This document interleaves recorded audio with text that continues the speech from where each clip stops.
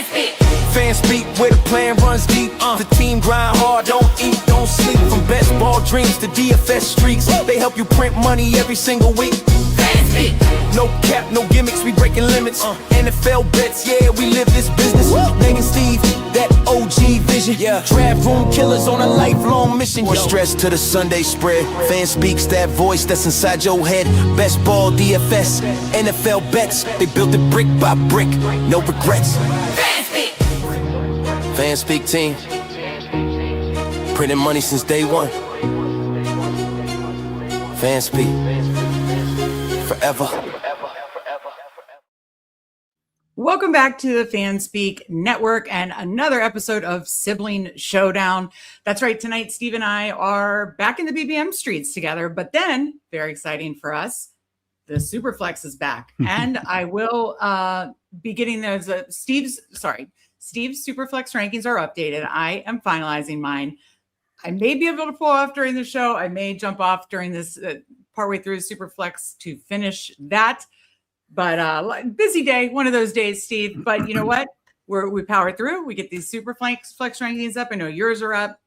Have you done any rankings with them? And how are you doing, my friend? I've not done any fast drafts yet. I entered a couple slows, but that's it. Yeah. So I assume you have your new rankings updated. Maybe you can do that while we're talking. And if you don't mind tweeting what your sister just tweeted, that we are indeed live. But for those of you, whether you're watching live on replay, hit that like button, make sure you're subscribed to the Fanspeak Network. Oh, my microphone's the wrong way. We've got tons of fun stuff coming. The rest of basketball season pretty much shows every single day. And we are planning our in-season content, and we cannot wait. So make sure you are subbed, dialed in, and check out the link in the description for our Substack. Steve, there's been so much news to react to injury-wise. We will, before we get into the BBM, talk about, players that maybe we buy the dip on, players that we let fall. But any of the biggest news you're reacting to, and then I'll check in with the chat. Well, I was watching a little of the preseason game before. Wait, who's playing tonight? Raiders, Texans. Oh, and Mendoza's supposed to get a big chunk, right? Yeah, and he gave a big chunk play back with a pick six. On his first drive. Yeah. Gotcha. One fun positive thing, Mike Washington broke out a really big run. And I do think if he was on just about any other team, we'd be having a lot of buzz on him, but not any other team, but there'd be a number of teams had he gone to that would be a lot more buzz on. But also Washington would have been fun. I mean, I like big old K-Tron, but Washington would have been a fun team as well. But Adam Peters stinks. My new guy this year, Woody Marks, had a good what is this Woody Marks talk? You did not like him. Like, I tout your rookie prospect stuff all the time, and you did not like Woody Marks, and they didn't even use him the way that we thought they'd use him, which is in the passing game. I don't understand why you like him. And Steve, let's just stay away from the Texans. They're yuck. Now that they lost, obviously, I just blanked on his first name. It's not Jaden Higgins. Now that they lost him for the year, who knows how that offense is going to run outside of Nico? Let's just do Nico and Montgomery and stay away. What do you think about that? No, you're okay. I'm worried about you, bud. I'm really worried. Let's check in with Shoup. We got Jeff Money. Anything good to see? Maybe he's saying time to buy the dip on Alec Pierce. There has been a little bit more positive news from the GM, thinking he's going to come back. Be live in 1 meg in a minute coming from Meg. I mean, it's a tradition, unlike any other. Steve, talk about something fun. I really said as we were starting the show, I saw that. Huckleberry, good to see you. And I was like, I'm probably going to say talk about something fun. And bourbon tasting part 2. You know what? I was thinking about it, coolers. It's funny you said that. I hadn't proposed it to Steve officially, but I was thinking maybe next Friday we could do that because I don't have a Friends of Best Ball. And speaking of Friends of Best Ball, who I believe it is Peanut Punch, Missy, and I need to look. Steve McDevitt. Yes, we are doing it tomorrow. I need to finalize the details. I am clearly behind today, but I will get it all figured out for us for sure. But yes, Peanut Punch Superflex is back. We could not be so more excited, no matter what the format. Scott was always one. He is 1.1 in my heart. That is for sure. He is one of the ones I was talking about buying the dip on because we were talking about in Discord today. Like he's falling, and it's just like when you read the quotes of what he's falling over, it just seems ridiculous to me. But Harvin, good to see you. I mean, Jordan Ronan thinks he should fall. No, he doesn't. What Jordan Ronan does is like get all these stories clawed up and together in the off season, and then sweat Scatterbo when he has like any good runs. Because he was sweating Scatterbo last the first preseason game. But I'm like, you were the one like saying, getting all the, we got to get Jeremiah Love stuff. So yeah, I don't like Jordan Ronan. And the other bad one, Pat Leonard. I mean, hopefully he's not watching. I'm sure he's not. Pat Leonard, one of the other Giants beat reporters, he's the one that did that whole Scatterbo's not, what was it last week? It like warming up with the ones or something. Yeah. You did? No, I'm not. Oh, it sounded muted for a second. Anyways, don't listen to him either. Ronan and him, who's the guy to listen to in New York? Art Stapleton. He's a Dan Dugan. Those are good ones. GM2, our guy GAB, good to see you. Woodrow Marks for the win. Dalton Schultz is near and dear to Steve's heart. That is true. Good to see you, Steve. He should be near and dear to your heart. He almost helped you win $2 million. I know. It is weird. My disdain for drafting him. I don't like the Texans, but he is another one. Okay, so I give you permission to draft Nico Collins, David Montgomery, Dalton Schultz. Nobody else from the Texans. Just do that. Just do that. But yeah, Steve, we need finalized for tomorrow, Friends of Best Ball. Grant Cohn said Scatterbo shouldn't even be in the NFL. Oh my God. I actually think that was a Liam quote today. Was it? Are you trying to give your route up? Was it really? Yes. No shit. Was it really? No, it was not a Liam quote. I mean, he tried to do that last year, and Scatterbo almost put him in a locker, but it didn't work because he got injured. Hopefully this year. It does though. Money anything. Only listen to beats who praise Scatterbo. That's not biased or selective in any way. I mean, it's not about Scatterbo. I really do think we're dialed into the right beats. I really do. Don't you? And, oh man, we almost had it. What? Had what? Me, you having a Liam rant. Yeah, I really did buy it fully for a second. I cannot cool down in this room for a sec. I cannot cool down all day today. Sorry. I am so hot, Steve. I cannot. And this shirt, I know people are like, why are you wearing long? It's like paper thin. It's like very cool, but I can't get the air right. I know everybody wanted an update on that. Yeah. All right, Steve, let's talk about players that we should buy the dip on. Outside Scatterbo, which again, we talked about in Discord, he is falling. And basically Art Stapleton, who I trust very much, basically said this is a Scatterbo Najee backfield. Like, Tyler Chase is going to earn trust back. Could even be potentially a trade candidate. Who knows? But, as we saw, Najee's contract's like vet minimum. So like the fact that he's falling for that, it seems a little. Now, if Tracy stays, I get the 3-man backfield's not fun and all that stuff. But I still think Scatterbo gets the workload. Scatterbo will be involved in the passing game. Scatterbo still should be the goal line back. I do believe they want someone they can trust more in pass protection. And I'm not saying Najee's not going to get used, but I think buy the dip on Scatterbo. That's obvious. Who else would you currently buy the dip on? I do think Alec Pierce, who was shouted out, like he has gotten more positive for about 2 months. Is everything negative? The last week has been a little positive, but a couple that I think are, more realistic buying the dip on, for whatever reason, we've seen Cam Ward fall about a round. Oh, Steve. Oh no, were you not on top of this? He's not doing well. So I understand that, but he also is starting 17 games. Like, oh, Steve, I don't know. Come on, I don't want you to make us look bad, Steve. It's Will Levis. Like Will Levis. I know, but if he's starting 17 games, but he's bad, like we should not buy the dip on that. No, this is why you need to be drafting Aaron Rodgers more. This is our issue. This is our issue.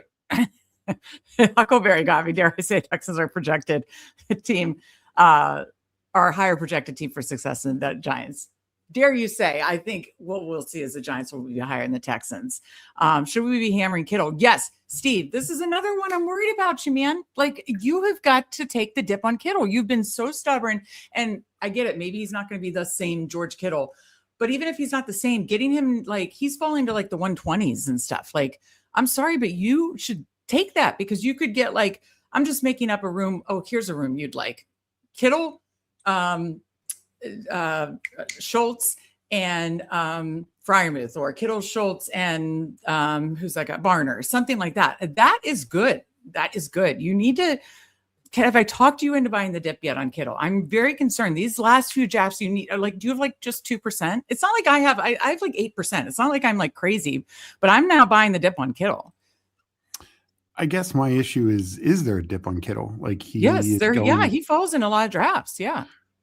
I don't know. Like the problem for me is he still goes ahead of guys that are starting 17 games that are, just as likely to be top 5, top 10 guys. There's been some bad coach speak about Andrews too. So again, I'm really worried about you. Are you taking that into consideration? I am. I'm also taking into consideration they have nobody else on the team. What people are like sweating some rookie or something. Who's that? Yeah. There's zero chance that rookie is going to come out and like, oh God, start. Fantasy receipts. Don't come for us. Wait, is he not even a pass catcher? I don't even know this dude's prospect. One's a bit more of a pass catcher than the other. The name's escaping me right now, but they were later round picks for a reason. The idea that they're going to come in and learn a very complicated offense, this Ben Johnson, Declan Doyle offense, it ain't exactly easy. And be an NFL starter with an MVP candidate, Lamar Jackson, get out of here. It's just not realistic. Get out of here. So. All right. Well, you heard it there, but I do think Kittle deserves to be above what Mark Andrews, like from what we've seen these last couple of years. The issue is it's not that he's just above Mark Andrews. He goes 2 rounds ahead of him, Not necessarily. I'm telling you, haven't seen him fall. Right now for this, I brought up BBMD and looked at their fallers, and Andrews is falling way more than I know. Maybe because he should, though. Don't you think?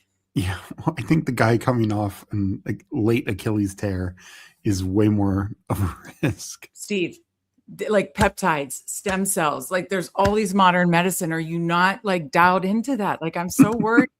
Do a dialed in count, because if you played that as a drinking game, you'd be annihilated already. I think you should, yes, buy the dip on on Kittle. Zachary, good to see you. He says, but I buy the dip on Monangai and Rashad White.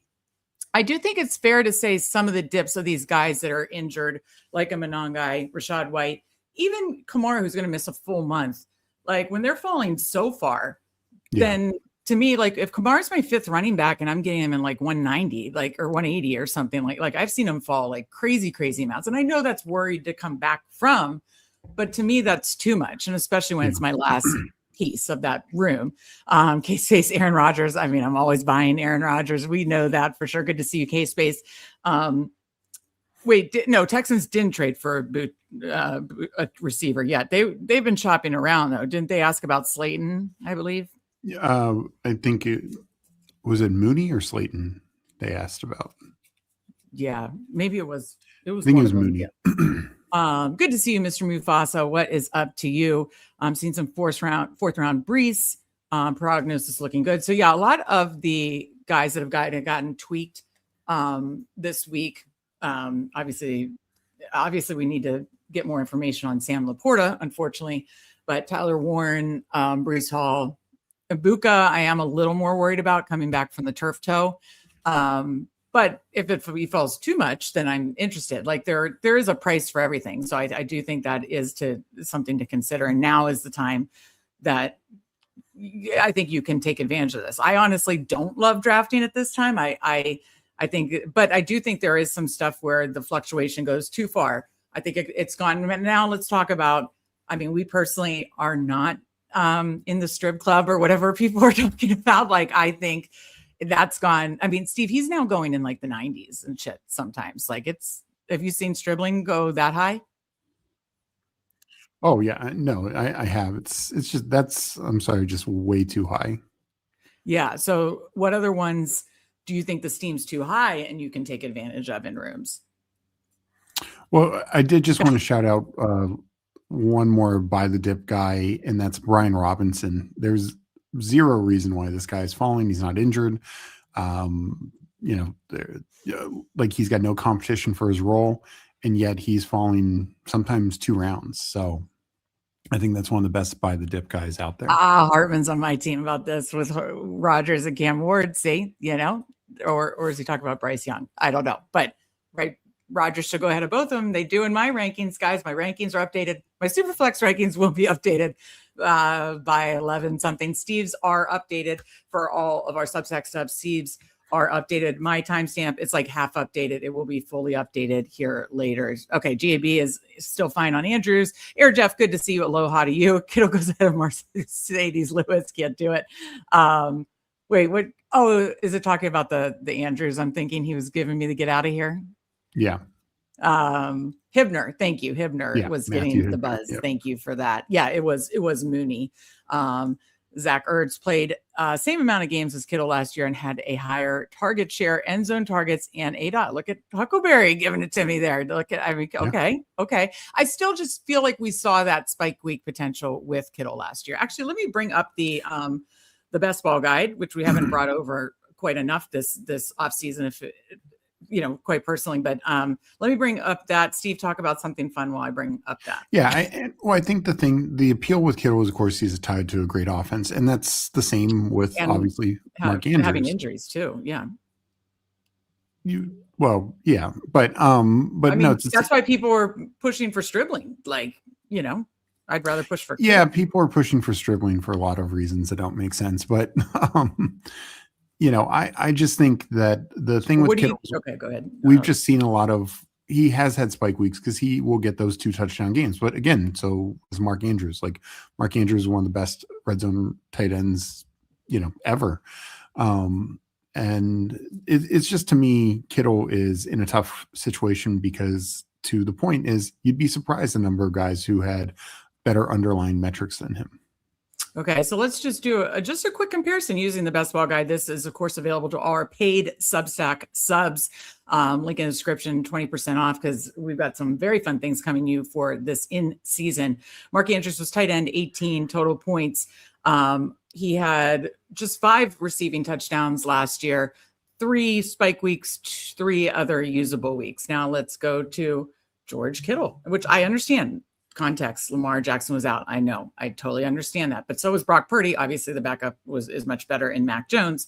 But with Kittle, then there are a lot of receivers to go through here. Obviously he was out a good share of time, but look at the spike weeks just feel higher, and there are more. Sure. There's 5 spike weeks and 3 usable weeks. There was only 1 game he played that wasn't usable.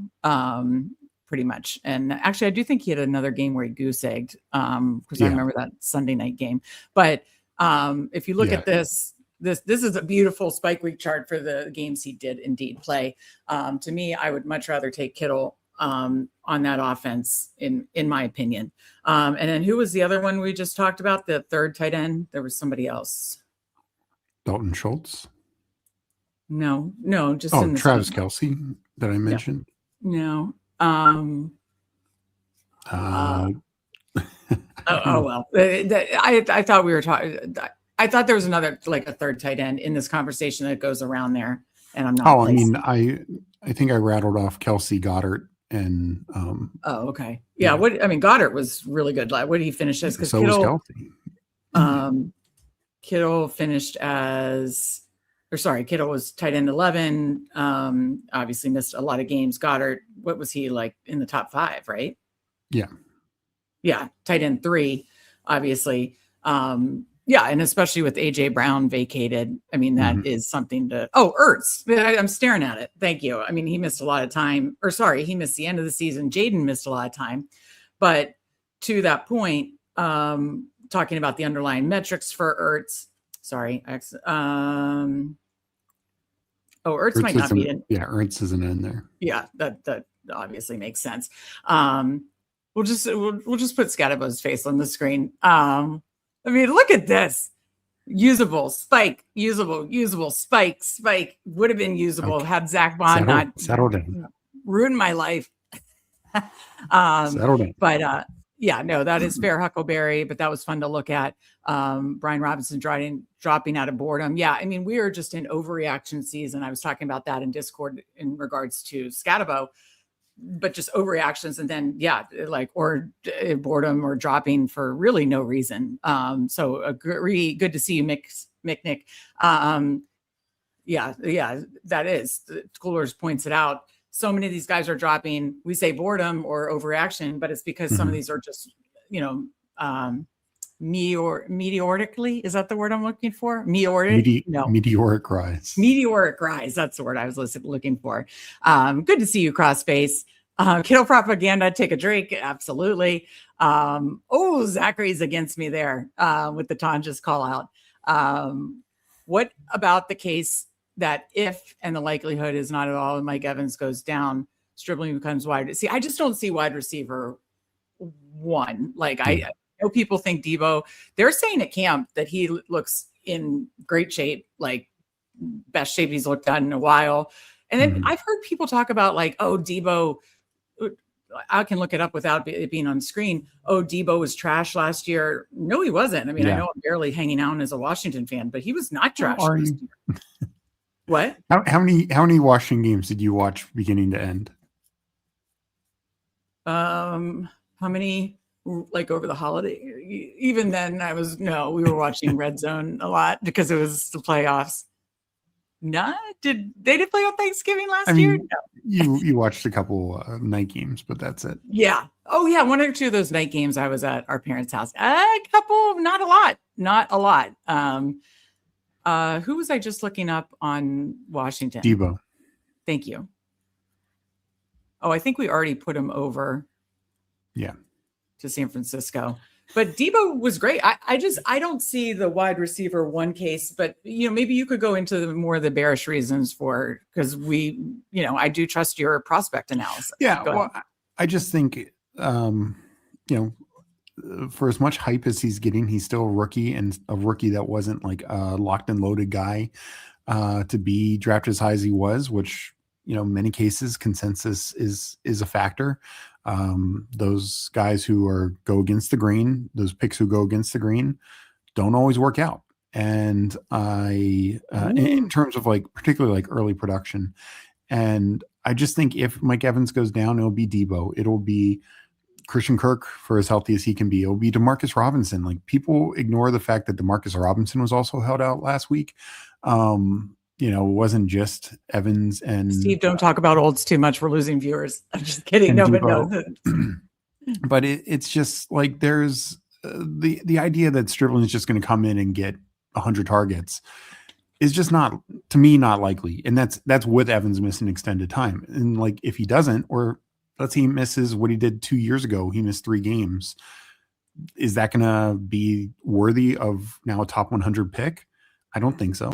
Yeah, I wouldn't bank on Christian Kirk, GAB saying about Christian Kirk, but the other my point is they have a lot of veteran bodies and this is a playoff team. They're going to point to those guys first and foremost. Like last year, they were bringing in guys off the street, like Kendrick Bourne and MVS, because they wanted veterans, in the mix. They weren't throwing out undrafted guys the Browns last year were playing undrafted guys. The Jets were playing undrafted guys or guys they picked up. The 49ers are going to look to bring in vets. Right, but he's not undrafted. He's a second round pick. So one comparison, we don't want to compare that. But my point is, the Texans had a playoff. Why did Jaden Higgins, who just went down, he got beat out by Xavier Hutchinson, a third year vet, a former 6th round pick. That's my point. And they were essentially taken at the exact same pick. Right. Yeah. No, I think we see that a lot where we want these guys to break out. And even if they have good camps or whatever, but a lot of teams do not trust rookies. And 49ers happen to be. My point is, playoff teams are not going to trust rookies. They're going to be far, if tomorrow, God forbid, something happens to Mike Evans, 49ers could trade for Kayshon Boutte. You know what I mean? Like that is more in the likely outcome. Yeah, that's what Zach says. That Yeah. could still be an outcome. And just the Smitty's point, good to see you. I think everybody's looking for the next Puka. And I just think there might not always be, I think that's very rare. I think the Puka thing, and this is my point of level of competition, Cooper Kupp did get hurt to start the year. He missed like the first 6 games that year and maybe even more. But Puka was competing, and so it gave him a clear path to the most valuable role in that offense. And the other receivers he's competing with are Tutu Atwell and Van Jefferson. Like it was just a different I just think we're talking about a different scenario here. Yeah. I mean, I think that's what people would push back on is if Evans got injured, that these old dust buckets are kind of like that. But I think they would look to bring someone in. Number one, number two, I just think there's a lot of if-thens, Yeah, exactly. Like that's my point. Yeah. Good to see Go Easy Cards in here. He says, I have a huge confession. Scatterbo first quarter is a huge target for me. That's what I like to hear. Good. Well done, Charles. He says, I have a 12-pack of beer to help flush down the crow I'm eating. Well, I love to hear you're drafting some Scatterbo. That sounds awesome to me. DJ Quill said, have we talked about how good Mike Washington looks? You did at the jump, but did anything else happen? I'm not sure. I don't know. Been on here. Well, you multitask better than me, so I didn't know if you have it on in the background or any other details, but we did talk about that off the jump, and great to see him looking very good. I mean, obviously my bags are packed for a big Genty season, and I hope that, but no, that is good to hear. He's looking good. Didn't we already cover the Middle Ages where I embarrassed myself, Steve? No, those were the Bronze Age, I think, or Iron Age. Oh, okay. That was like BC, right? Yes, good. I can hear an echo. DM, please, tech, don't defeat me. Let's just skip that question. I mean, I think it's a good question. Kittle feels like tight ends like Henry to RBs when they play, they have a long history being the outlier difference at their position. Yes, Peanut Punch, I agree with you on that. Some guys are just built different, and to come back from injuries too. We know, I saw a video about him going for stem cells. We know he's doing all the things that you can do this day and age. And again, I just think if we're talking about a buy the dip thing, it's in that context. If Striveling looks great tonight, will you reverse your stance? Probably not. I mean, I would have to see that he's clearly ahead of these guys, including veterans like Demarcus Robinson, stuff like that. And now he's shot up so far that I'm kind of like, well, I missed it. If it is like Puka then I'm screwed, but hopefully I'm right on enough other stuff. But I'm hoping that it's I agree with you, Steve, that I think it would take a lot of things, including Kittle not, contributing. Because who do I think if Evans goes down, just like last year when all those receivers went down, who was the best receiver? Christian McCaffrey. Who do I think the best receiver? Yeah, and I understand tightness and all that stuff. I think that's been talked through. Hopefully we can believe it's okay. I am letting him fall in drafts right now. Like if I, get him more towards the back half as opposed to I was willingly taking him at 5, But with Christian McCaffrey, hopefully it is just tightness and he'd be playing and yada, yada, using a little Seinfeld, yada, yada.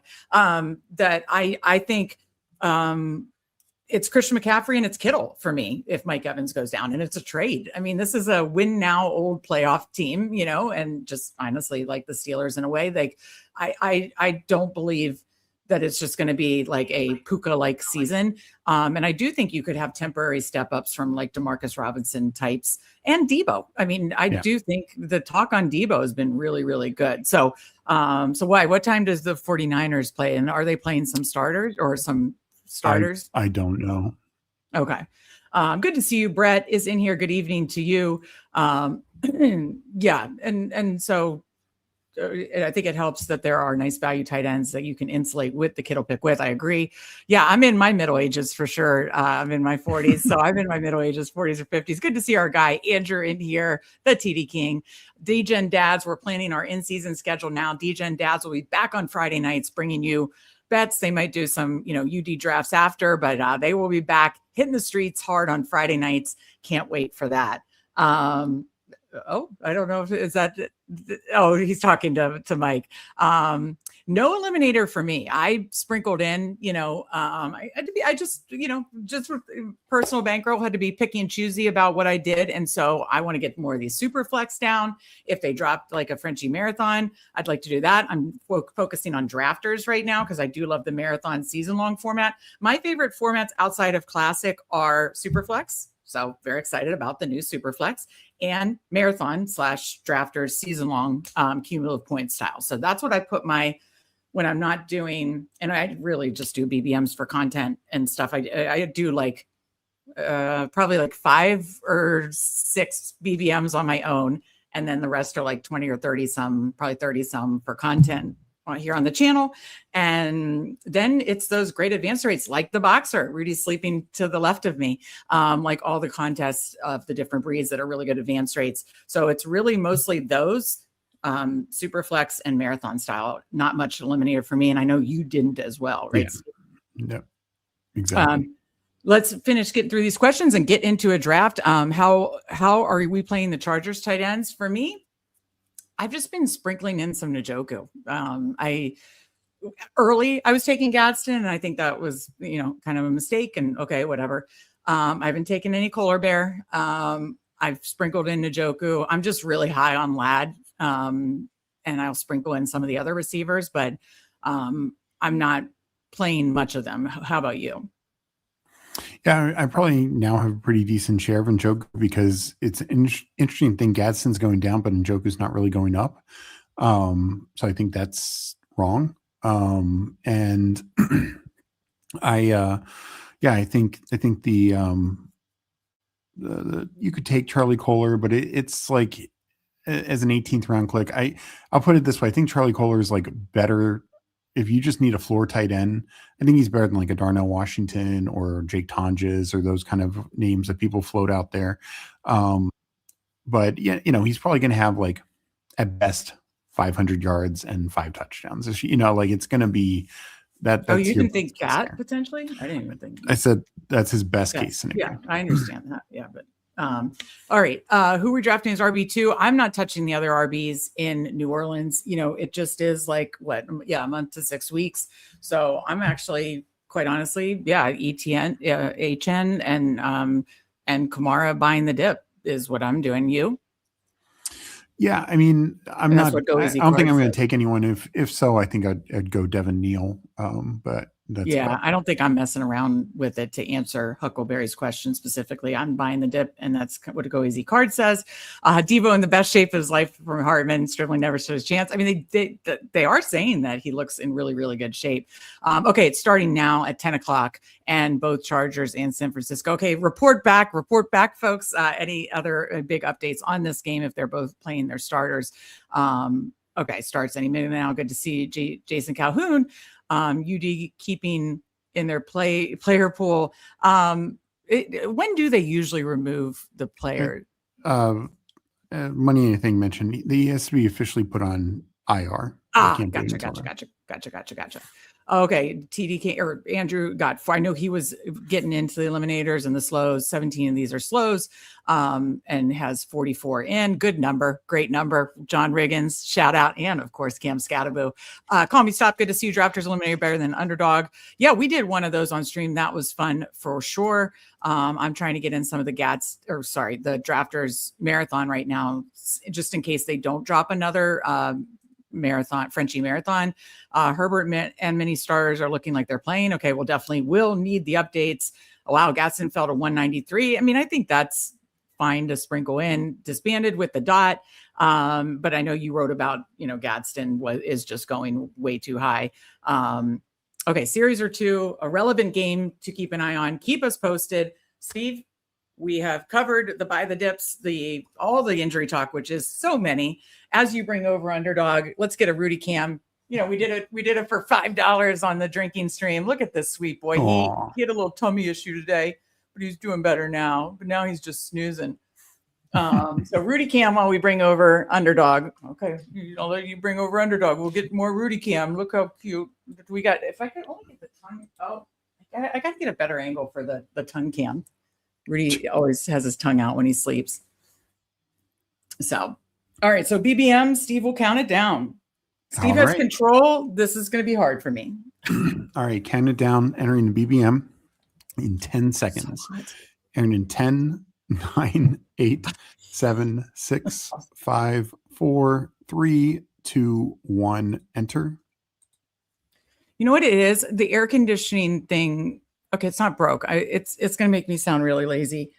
My batteries are dead in my like this air thing back here, so I'm just using a fan, and it's just saying enough. Okay. Oh, it's starting already.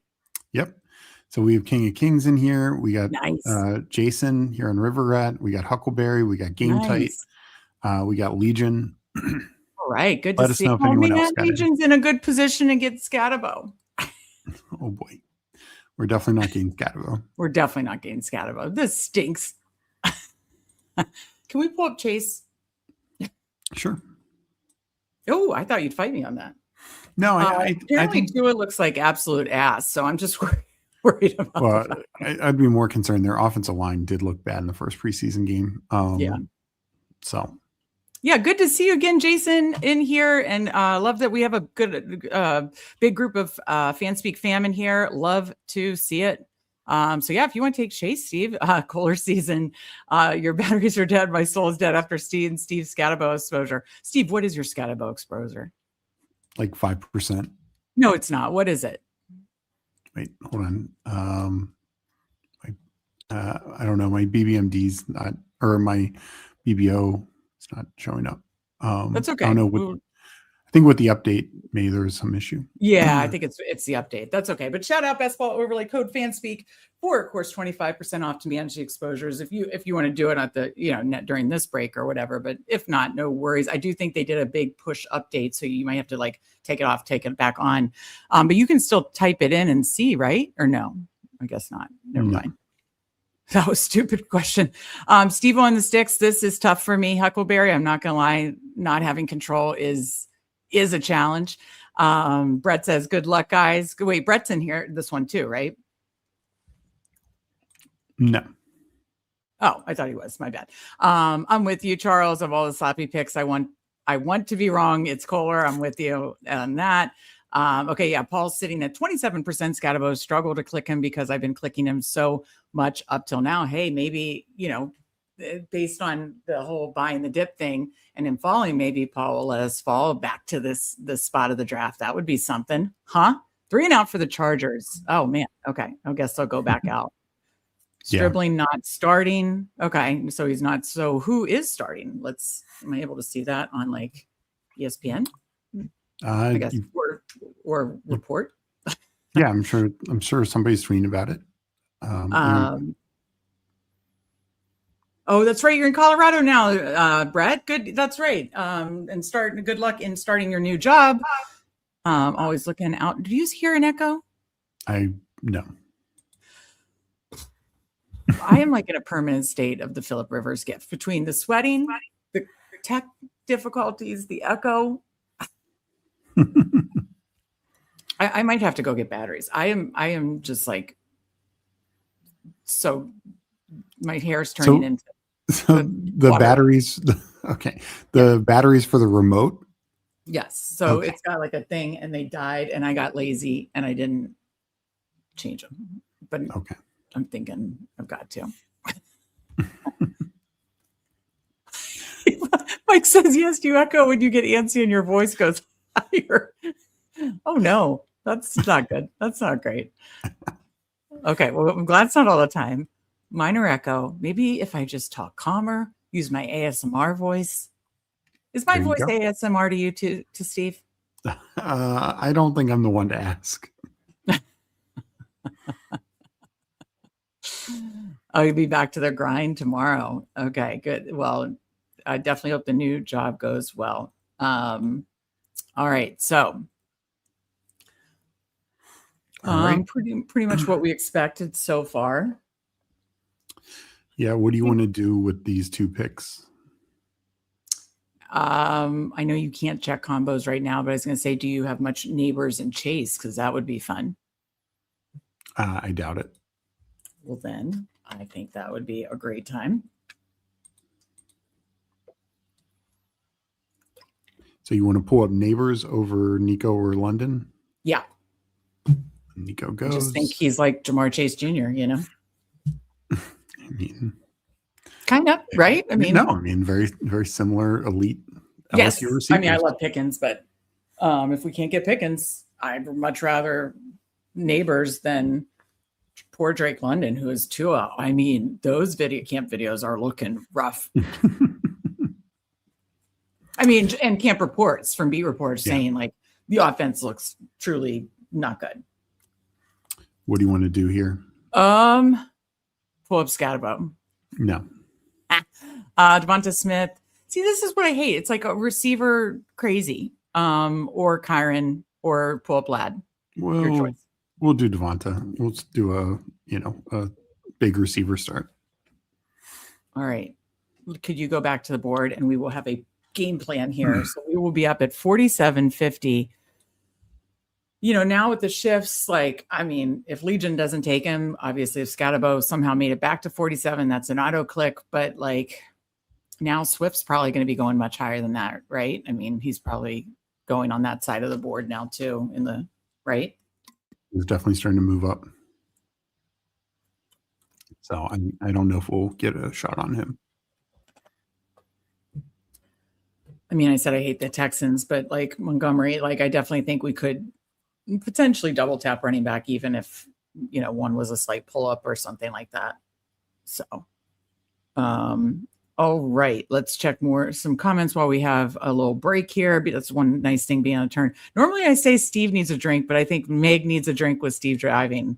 I think you're kind of right, Charles. Like I just don't do well when I don't have control. So I think I'm sweating my ass off because I didn't fix my air conditioning, which was just on me. And yeah, I think I do need a drink. But yeah, Steve, what do you think about another whiskey tasting next Friday night? And like, you're my friend of best ball. Because you're my best friend. Oh boy, I'm so lucky. Wasn't that nice? Yeah. I think that was really nice. Not in the same draft as you guys, but I got a St. Brown Genty start. Good luck. I mean, that is a great start. St. Brown and Genty. Holy smokes. Drafting with you all for the first time. Let's go. Okay, what spot number are you? I think at the turn here. Or no. Mate, what was the name? Maybe it's at the turn by Legion. Yeah, let us know what number you are at. MAITA. That's how it starts by Legion, right? Echo Unlimited. I hope it's not getting worse. Yeah. Neighbors opens up Dart. Absolutely. And then Legion in the spotlight. Stribling is balling. Stribling clear top target for Purdy. Stribling enters the game. Purdy targets him first 2 plays after entering 2 targets, 2 catches, first down. I'm in. They called it. Hot and bothered, Meg. Yes, I am right now. There goes Scatterbo. Damn it. Good pick, game tight. Good pick indeed. I'm bummed though. These other dudes are just Jags. Another catch for first down. So he's 3 catches already. So people are giving it to us after our strip takes. So is Debo not playing, I'm guessing? No, I think Debo's playing, but I don't think Evans is, or Christian Kirk, or I don't know if DeMarcus Robinson is. Yeah. Fanspeak whiskey tasting. Bruni and I drive to Meg's house, squad team build. Could you imagine that? That would be fun. That would be fun. Dave Montgomery good here? Yeah. Let me see. Yeah. Yes. All right. Could you click the running back tab? Judkins, Bucky. No. Okay, go. What do you want to do here? I mean, JMO's having a really good camp. I sweat some. What are our bye weeks really quick? 6, 8, 10. Yeah, we're not going to pull up. I'd say I'm fine with Bird and Terry or JMO, your pick. I think Terry. Okay. I think they're all different buys. So we could end up only needing 6 receivers. I'm going to get rid of the spam. And obviously that opens up, Burrow, Hurts, or Jaden coming up at the next round. Yeah. Tebow is a bum. Don't look down on bums. Oh, whoa, Jeff, I'm 30%. He's dribbling. He's my second drafted player beside JCM. Okay. I mean, hey, we're not all that's right. Mike Rob can ban him. I wanted to click those. Or did I give you permission, Mike? You can help us ban people. I'd love to give you that power. Rudy must be hot at AF too. Probably. He doesn't seem disturbed now. But yeah. That's how you treat your best friend. That bitch from college. Yep. That's how I feel. Steve, she was not my best friend. She was just one of my college roommates and friends. And thankfully, I am obsessed with boxers thanks to having her as a roommate. But she is a bitch. You are not. You're one of my best friends. And you'll be my friend at best ball. And we could rip through some more bourbon together. I think it'll be fun. I think it'll be a lot of fun. Yeah. So I'm guessing. I wish I could see. Yeah. If I go to ESPN, I can see like the box score, right? Yeah. Okay. I get a Mai Tai. There you go. I hate this dribbling is getting the targets with Debo out there. Not good for my wallet. I mean, the good news is this is just preseason. I know it could be. Yeah. We need to see what signal. And I understand. Like, I mean, that is the thing, Steve, with like, we always say drumbeat and steady drumbeat and yada, yada. I think the context that we're wanting to see is what does it look like when Mike Evans is out there and Debo and Kittle and McCaffrey? Because I'm assuming McCaffrey, Evans, and Kittle are not playing tonight. Obviously. Oh, well, Kittle. Yeah. No, right. No, but yes. None of them are. So that's my point is, yeah, I mean, that might not be great that he's getting out targeted. He's the main target and not Debo. But yeah, I find it skeptical that when it's McCaffrey, Kittle, Debo, Evans, and I think there's where our problem is. So I don't, but again, if there's steady drumbeat or if there's bigger concern for other players, that's when we get concerned. Manufactured touch, dude. Sorry, did you have thoughts on this? Oh, no, it's just, I mean, Debo is more the schemed up guy, but they've always schemed him up. Like he is Kyle Shanahan's trust. And yeah, I wouldn't take that away. Yeah. Okay. Well, we'll have to give you permissions to help Bannon here too. But now we got to stick to bourbon. Steve and I love bourbon. What else in a Mai Tai? That's rum, Meg, right? what do you want to do here? There's Burrow, Jaden, or Hurts. Burrow. Oh, Burrow. Easy. All right. Well, we might double tap quarterback here. Oh. Well, Hurts over good. Drake May or Jalen Hurts? We don't have anybody with Drake May right now, do we? No. But we don't have to double tap. Could we look at, is there a running back? No. Yes, you could pull up Rico Dowdle. We're at the turn, Steve. We need running backs. Please. All right, I'll pull Rico. Whew. I mean, we're going to be stuck with like, Dobbins or Mason as our RB2. I mean, you out of anybody, like that's not how I want to play it. Oh my God, my bangs are curling.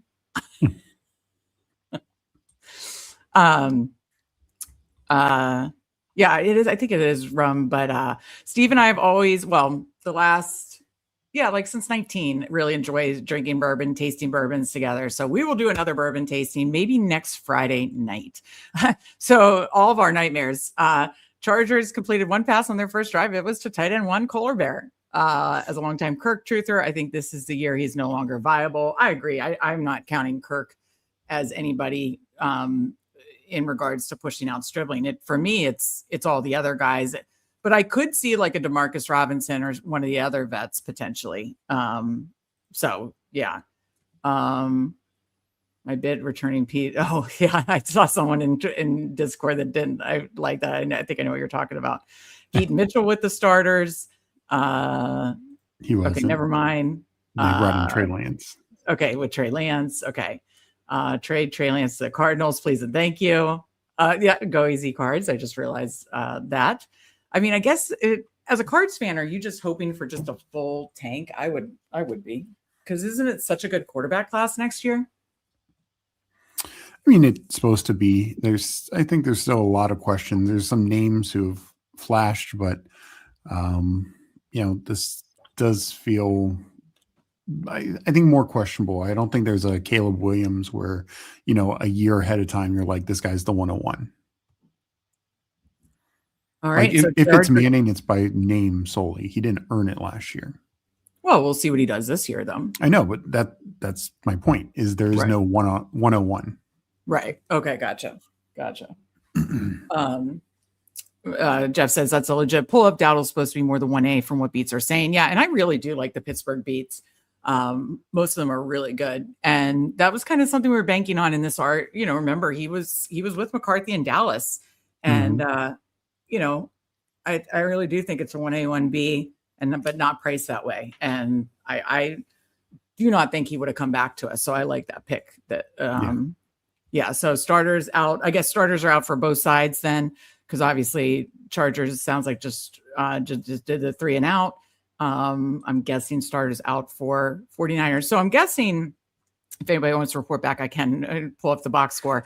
I'm guessing the only starters with Purdy was Stribling and Debo then, right? Because I can't imagine, we know Kittle's not, and I can't imagine, and obviously Evans, and I don't think McCaffrey. Okay, if you could go to the list, please. All right, 95 and 98, 1, 2, 4. I think we need Jordan Mason here. Yeah, we probably do. Wait. Could you go to the receiver? Let's get Pittman first. He just went. King's. Oh, I didn't see that. Okay. All right. Take Pittman here. And then, good pick by King of Kings. So what do you want to do here? So who are our quarterbacks? Could you go to is Dart still there? Yeah. I mean, I think he's a fine second quarterback. I have him ranked around here. I was just wondering if we could only go 6 receivers if we took one here. I think we could go 6 receivers even if we don't take one here. I mean, we went real strong out of the gate. Yeah. Okay. My pick would be Dart. I'm fine going Dart. Like, there's not a running back here I want. Yeah. And there's really not a receiver here either. Yeah. Like anyone is, they're just, to me, just average. Like, yeah, you could take a Kenny Gainwell here. You could take a Xavier Worthy here, a Casey Concepcion, a Kyle Pitts. But none of them are like home run picks. Yeah, I was gonna say, if you could put the board back up. Jeff giving us the Stribling and Kohler to the moon. Everyone else down. That's hysterical. Our guy Andrew says, I love this joke online. I mean, Regina has just tanked Jaden's aura. I mean, he's a good kid and seems like a really hard worker. Obviously, I really don't think he's like the long-term answer as far as durability. We'll see how this season goes. But man, Regina tanked it, the aura. And the memes and stuff online. If you do a bourbon tasting, only can do 4 or 6 different brands. Don't disrespect Daniel's number 5. That's too good. And I love all the stuff. Last week I tasted 3 different ones. Did you taste 2 or 3 last week, Steve? 2. Okay. Yeah. And got a lot of good tips from Candyman. I mean, he brings the heat when it comes to bourbon and cocktail, old fashioned recipes. And what was the thing he said he made with like an orange shooter? Oh, it was something from The Sopranos name. Oh, he calls it no pulp or light pulp or something like that. Oh, because there's something in there where she throws it Yeah. and says, "I said no Yeah. pulp." Yeah. Yeah. So it's like squeezed orange with just that to make like the sprit. I think so. I sugar basically. we he were a called- lot of drinks in. I don't remember. Oh man, we got pretty tanked last Friday. It was so fun though. We're running it back next Friday. We're running it back. That was a lot of fun. I did want to just. I mean, I rapped for Hartman. Where's Hartman? Is in here somewhere. I did a rap per Hartman's request. Did I not, Steve? You did. I did just want to mention for Hartman Yeah. because he did ask, is Dante Moore? I think it comes down to Arch Manning, Dante Moore, Julian Sayin, or Darren Mensah as the 4 quarterbacks vying for like the top spot. Okay, gotcha. Could you say that again? I know Arch Manning, Dante Moore, and who else? Julian Sayin from Ohio State. Okay. And Darren Mensah, he transferred from Duke to Miami, replacing Carson Beck. So another Miami transfer. Okay, and then who does Dante Moore play for? I'm really bad with. I just Oregon. like watching College Game Day. Or I'm so excited for College Game Day to come back, Steve. I mean, sometimes I cry during the Pat McAfee kicks. Like, just like makes dreams come true. oh my, he plays for Oregon. Okay, gotcha. Every preseason when rookies crush, then does nothing. Yeah, there's a plenty that's happening. For the record, he's over the field on Stribling. Andrews has left 5 comments in the chat, which is very disrespectful to the number 5. That's great. Well, the Chargers were on the field. Stribling saved a cat from a tree, stopped an excursion, and then came on the field for a 7-yard slant. Absolutely, that's great. Charles on like Stribling in with the second string right where he belongs. Still been getting Io Manor. That's Mike Rob's guy. Okay, let's get back to this. We are seeing at 234, 119. Well, that's a ginormous fall for Purdy. Yeah. I mean, we can. Wait! Click. I don't care that it's the same. I'll take Purdy. I know we have the same buy and all that, but yeah, that is a fall, and I do think taking falls like this end up adding now more value to your team. Go to Kittle. Go see if Kittle's there. Definitely not. Shit, I was hoping he was there. Okay, because likely went to. All right, go back to receiver. No, the answer is right here. Debo. Yeah. Okay, perfect. Yeah. Yeah, where did Stribling go in this one? Yes, I'll bring it up after this. Hey, and it actually mixes up. This is very bizarre world for me not to do a Rodgers stack, Steve, and not force you into it. So I would have, because I hate those late quarterbacks. So we got our 3 quarterbacks in rounds. What round did we get? Burrow 6? Burrow 6, 9, and 10 were quarterbacks. Stribling went 101. Okay. And we got Debo at 122. Yeah. We'll see what side of history we're on this one, Steve. We will see what side of history we're on. Oh my gosh. I need to bring up, all right, let me catch up with chat. And then I want to bring over my Steelers picture. I mean, I want to do it in honor of getting Aaron Rodgers, but it is good to mix up our builds, not have all the same. So it's fun to get 3 like kind of triple tapped in the middle there. And yeah, I think 6, 8, 9. We still have 3 running backs. We still have 5 receivers. We are totally fine, very comfortable with the late tight end build. Kittle went, likely went. So is Arch that good, or is the Manning name giving him the hype? Well, I think you were kind of saying based on last year, the Manning name was giving the hype, but we'll see this year. Right. I mean, yeah, I mean, my thing is Arch has potential, and I think there's, real talent there. It's just we need to see it, particularly at a consistent level. Okay, wait, 49ers with 63 passing yards, 46 to Stribling. Not long before Stribling's in round 7. Oh my God, Stribling is going to go in the 3rd round now. Someone's drafting him in 80th tonight. Nick Stribling. I mean, this is wild. This happens every August. You know, the August that this was 23 was Puka, 22 was Pickens, right, Steve? of like rocket ship rookies. Yeah. I don't remember Pickens flying Oh up that. no, I couldn't keep up with it. I was like so impressed watching him, and I'd try and try and try, and it's like I couldn't. It was like, trying to claw my way to get enough of them. So yeah, I know QB with the week 9 bye, they'll fit in perfectly. I mean, I can't believe we double tapped a bye week and didn't get Rodgers on this one, but it's good to mix it up. So someone took Stribling 84. Oh, I've seen him go so early on drafters too, Brett. I actually think it's way worse on drafters because I mean, he could burn us, like Pearsall did his rookie year, where he doesn't, maybe he's not a big impact player as much as the people drafting him think.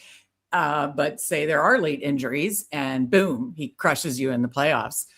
But on drafters, if it's not like he doesn't pop till later, only has a few spike week games, that ain't it. That's a no-no on drafters. No, I agree. He would have to be legit all season. He would have to be, awesome all season, basically. Oh, 100%. GAB, Scatabo is not overhyped. If anything, he's underhyped. He's falling. So you want to take Tyron Tracy here? No, Steve, don't talk crazy. No, stop. Is there any running backs here? Or Jonah Coleman? I mean, it's up to you if you want to do that, but I'll let you pick whatever tight end. So generous. I'm going to go Strange. Okay, let's focus. Who else is here? Yeah, you just wrote about that. I made it a question on Best Ball Jeopardy the other night. I'm fine with either of those. And then be done. Yeah, let's go Jalen Naylor. Let's do that. So right now we have all our quarterbacks stacked. Jamar Chase with Burrow, Neighbors with Dart, Purdy a big fall. And that's crazy to get Purdy at 119 or 120 or whatever he did. And we got him with Debo.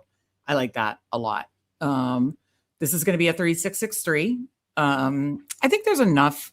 So essentially, can you scroll up, Steve? Can I see just our team? Yeah. So, okay. So we had the one overlap by 869 is our running back buys.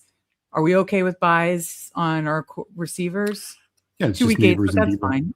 Okay. Yeah. So we're done it there. So essentially we're doing 3 more running backs, 2 more tight ends, right? Yep. I like this. Yep. Yeah. If you could go back to the board. I'm very, very, very happy with this. Well, DJ Quell, Steve and I are not convinced that we need to be concerned yet, even though I know he looks good. And I think the thing is that the way Stribling hurts us is if there are, obviously Kittle isn't what I think he can be. If there's injuries to McCaffrey or Evans, then we might be screwed. But if those guys are the guys, it's going to be Evans, Debo, McCaffrey, Kittle. And I know they're old and I'm older and I know some injury prone or coming back from injuries, but I don't know. I think, yes, there's a world it could hurt to not have Stribling bags, but I just think the price has gotten way out of hand. I just think we need to have context on preseason, and we see it every year, guys who have these massive preseasons and get hyped at every position, sometimes as a team. I mean, this is speaking of, you mentioned Pickens, this wasn't Pickens' rookie year, second year. The last Kenny Pickett year, do you remember how good the Steelers looked in preseason? They played their starters like a half in one game and a quarter in another, and they produced like 6 offensive touchdowns in that. Yeah, I remember that. Something crazy. And everyone's hyping them up. And they were awful. The Steelers offense was absolutely terrible. Now, I think this is different. We actually trust the 49ers offense, but we just don't know if we trust this role. And the 49ers last year were one of the league's lowest in 3 wide receiver sets. So unless he's cracking 2 wide receiver lineups, it's just going to be very tough for him to pay off a top 100 ADP. All right, let's catch up with Chad because he just dropped a touchdown pass. And so Brett said, Just saved 2 rounds of ADP with the drop touchdown pass. But Stribling killing them, consistently getting open. Yeah, I mean, that is the other context piece to preseason is who is he getting open against right now? Do you assume it's more second string defense right now? I mean, I really don't. I mean, I'm not watching, not but watching, I'm yeah. imagining right now. Okay, let's focus on this and then I will catch up with the rest of Hunter Henry. I mean, are you worried about that rookie at all? Okay. All right. I don't see any reason why we should worry about Eli Raridan when they just paid Henry an extension. All right, go to running back, please. This is at what? What about blue? Yeah, running back are Dallas Giants. Okay, so we now sit 3, 4, 6, 2. So 2 more running backs, 1 more tight end, right? Yeah. Yep. Okay, perfect. Let me catch up with chat just so we don't fall too far behind. They are giving us updates, much appreciated updates on the preseason game. Andrew says Jacoby Lane over Stribling, who's also getting a ton of hype, does have, in my opinion, and I think Steve's opinion too, a clear path. I know from a rookie prospect profile, you liked Surratt more, but if Jacoby Lane, he definitely has a clearer path to a wide receiver 2 and being on the field, right? Yeah, exactly. Yeah. August is not the time to get unique and reach up. Take the followers and eat. Yeah, I agree, Charles. I mean, we've definitely, we'll have to look back when we go over to the next screen. We've definitely have gotten some nice falls. Max Jones is dealing. He will get a second chance some year. Absolutely agree. I thought that could be potentially this year, but they knew they're in obviously they're old and win now. And if what happened last year, they need a really good backup. And so, he's looked great in San Francisco.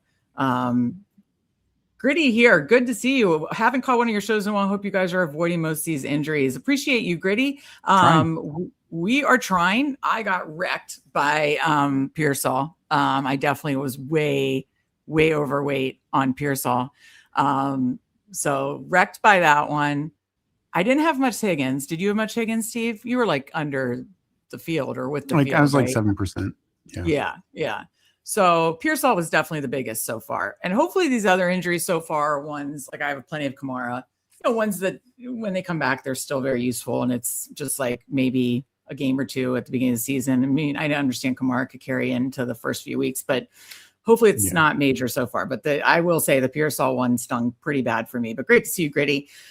Strib is the wide receiver 1 over Evans. No, that's what we are saying here. And okay, speaking of, so seeing all this talk, it's surprising me to see kind of which analysts are really, really in on the Stribling thing and which aren't. I watched Toxic Tower late last night, as I was winding down, and Pat, from Fantasy Dog Pound was on, and he hasn't been able to just with his work schedule stream as much, but he joined the guys last night, and he's in our camp on Stribling, kind of this is getting out of control. This is overblown. Because I think Tyler and BBG took him on both teams and he was pissed. He was not having it. And they did the veto for Stribling. And he was definitely speaking our language on listen, I understand he looks good now, but no, I'm fading him, especially at this cost. And that's what DJ Quill said, when you talk about, Lane has risen, but he's risen to 160 or something like that. This has gotten wild. Well, I just give the example of JCM last year. JCM would have been a great 18th round pick, great 16th round pick, great 15th round pick, 13th round pick, but a terrible 8th and 9th round pick, where he was going at the very end, And I feel like Stribling's probably his best case is that path where he ends up being a pretty solid 14th round pick, maybe even a little higher. But it's we're taking him above guys who are clear starters, or I hate the Browns, but Denzel Boston is probably going to have way more targets than Stribling. Right. And so it's he went ahead of Casey Concepcion, who's absolutely crushing. Yeah. Oh yeah. No, there's a lot. I've been speaking of a guy that you were really on from the jump was Concepcion, and he is crushing in camp. I am trying to keep raising him in my rankings, keep getting him more. We'll go back to chat in a minute. Let's Brian Robinson. Could you go to the running back tab? I guess. Yeah, that's fine. I like Emmett, but maybe. I think Brian Robinson is the clear. offense, I just think is ass. And is my guy there for the third tight end? I wish we could have gotten a falling Kamara. That would have been fun. Yes, do it, Steve. Please, Darren Waller. Steve, come on, don't mess with me, please. Come on. Yes. You and Kate Otten. Steve, come on, please. The love of God. All right, so we're doing one more running back. Can you go to the running back tab? Then we can get catch up with chat. But can you go to the running back tab so we can catch just the running back tab? All right, I'd queue up Emmett Johnson, Vidal. I mean, if you want to do Najee, we do have. I hope obviously Scatabo is the thing, but we do. If you want to do Justice Hill, since we have the Bengals, but everything else feels too fancy. So hopefully we'll get one of those. Let me finish catching up with chat. So Mr. Good, and if I said this already, I apologize, but good to see you, Mr. Mufasa. We're seeing a lot of, it's a lot of back and forth in the chat. Stribs is open. I see ceiling, and Stribling, and then Charles Stribling losing fantasy championship since 2026. Josh saying Raiders are going to be shitty, fade all their players. I really think the Raiders could be improved this year. Yeah. Obviously now the backups are in, I assume, right? Wait, no. That was the earlier game. That's the earlier game. I do like me some Genty. I am very in on Genty this year. So I hope he's Stribabo. If someone takes Scatabo and Stribling at the 4-5 turn, holy smokes. Good to see you, Bayou. Appreciate you jumping in here. The Stribling talk. Let us vote Stribling for president and just accept it. The Stribling talk live is pretty funny.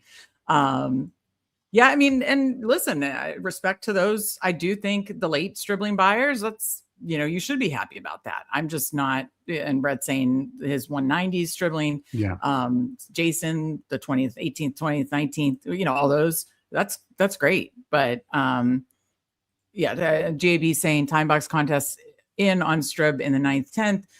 So that's the thing is, you're not competing against the people that did get him late, like in BBM. It's just him still paying off the ADP. That was your point about JCM last year. Like he was a great late click, but he maybe wasn't. Steve, Cyrus Allen or Stribling. I'm not on Cyrus Allen either. I mean, I think my argument would be it's much closer than people think, and clearly the ADPs aren't even anywhere close to that.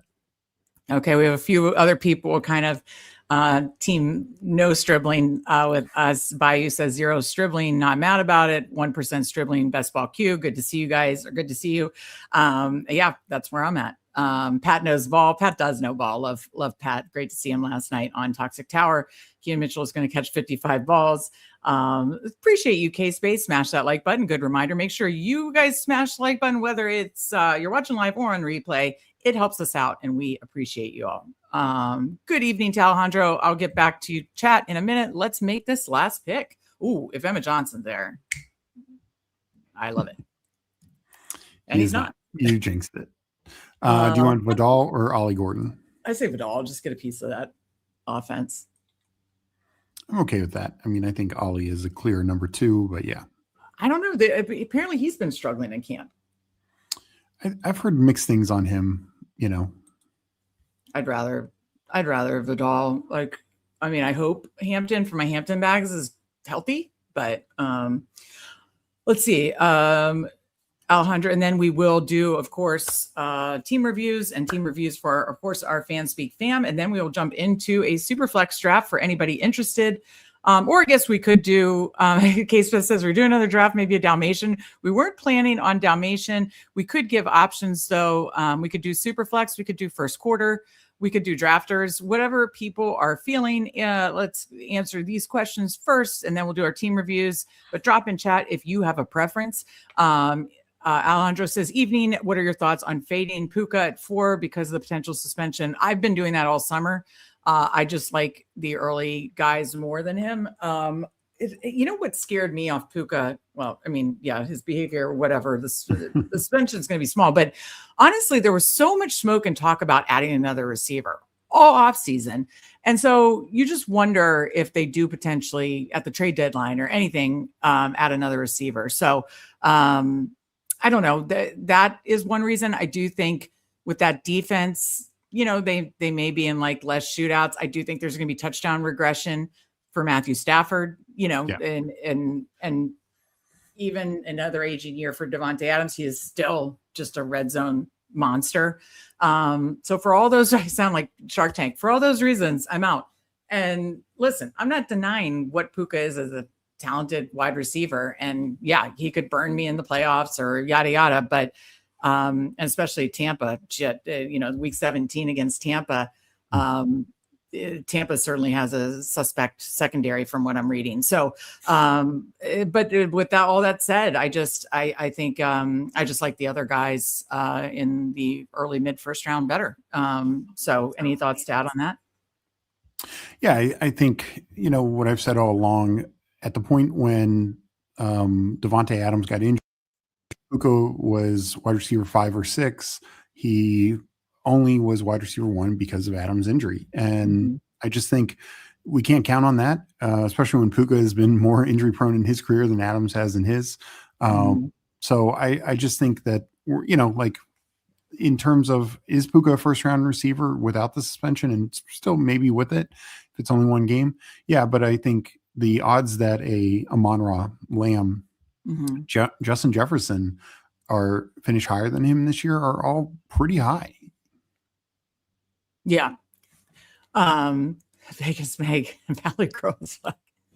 When the Dolphins beat them week 1, you will see. Dolphins play Raiders, right? Yeah. I think so. Let's catching up there. Jamar Chase or Stribling. I mean, some people are wondering. Good to see you, Mike. Happy drafting tonight. May have missed it if you talked about Higgins for the other Texans. We didn't get into it a ton. I kind of tongue in cheek said I'm not interested in the other Texans outside of Nico and Monty and Schultz. I think honestly, from a later drafted perspective, I did bump Nico up. But a later drafted perspective, I just bumped up Schultz. I know Steve did too. I'm not going to mess around with those tertiary receivers. There's other receivers I like late. Your thoughts?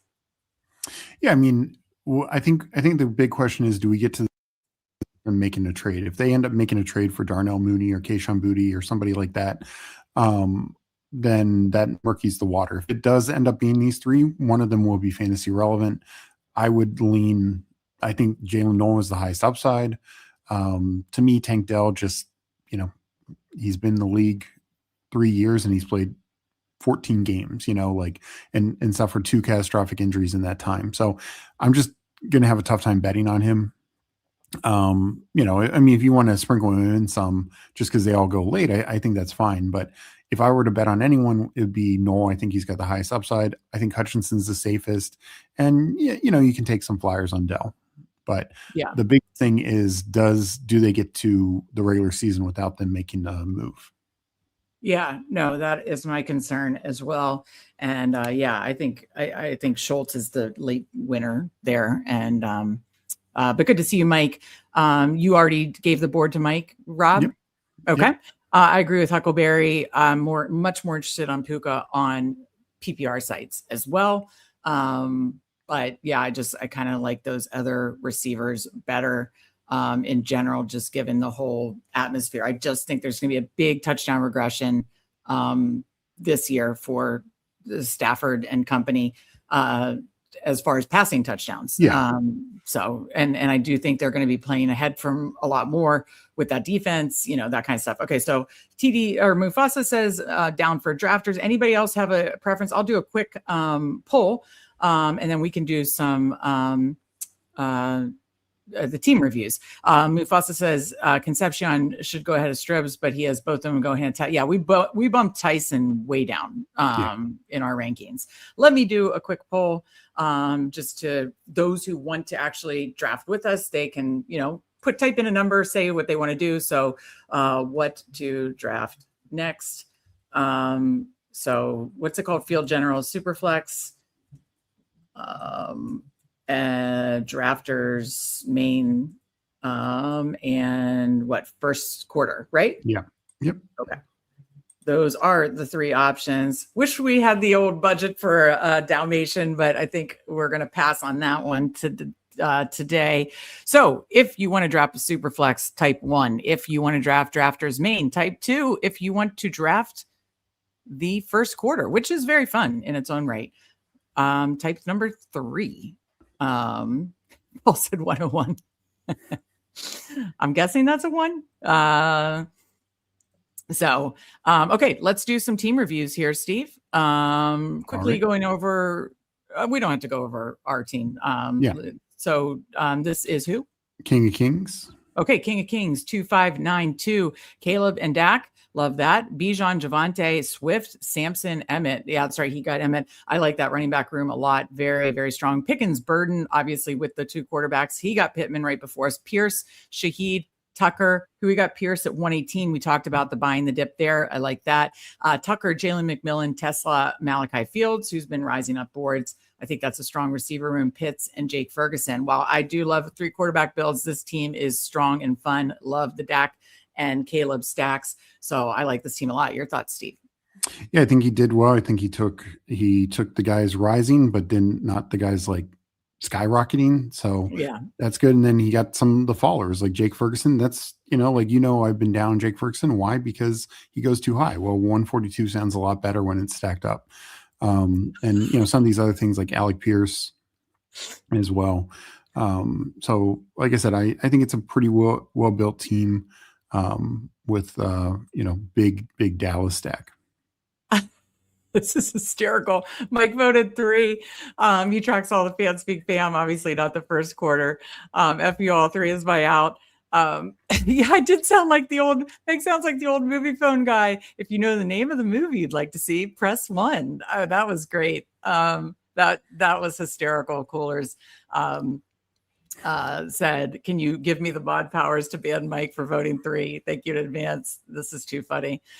So right now, let's see, wait one more week for drafters, I'm guessing. But this did make me laugh. That takes me back. Mike says Tank Bedell coming back strong would be a great story, but I do think that's very outlier as well. Yeah. So yeah, Field General has a big lead. If you are interested in voting, again, Field General number 1, Drafters Main number 2, Field first quarter number 3. We were just talking about Toxic Tower and Pat from Fantasy Dog Pound. This is Neil. Good to see Neil the GOAT. Drafts with BBG a lot. Good to see you, Neil. Have to pace yourself. Absolutely. Signed. Yes. Jason, I was just literally just thinking of the Seinfeld episode where he pretended he the movie. But did you see that episode, Steve? Oh yeah. Yeah. So I celebrated my birthday with my family and I made them watch Seinfeld episodes because it's just so good. First quarter waiting on injuries. That makes sense. Okay. But I like that draft from, I'm sorry, who was the last one we did?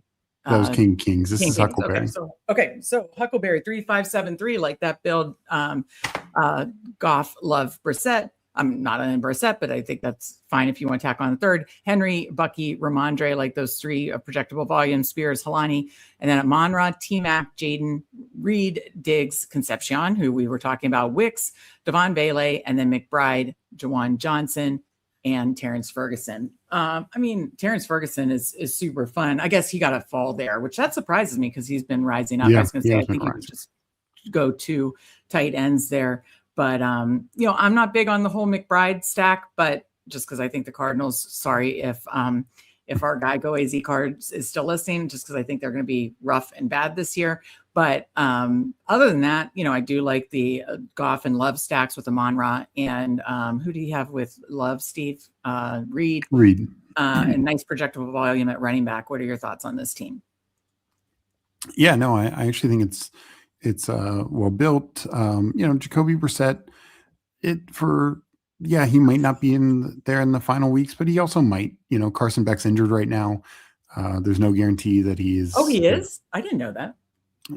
Yeah, he got banged up. I don't know. Am I a basketball analyst? What's going on? How did I not know that?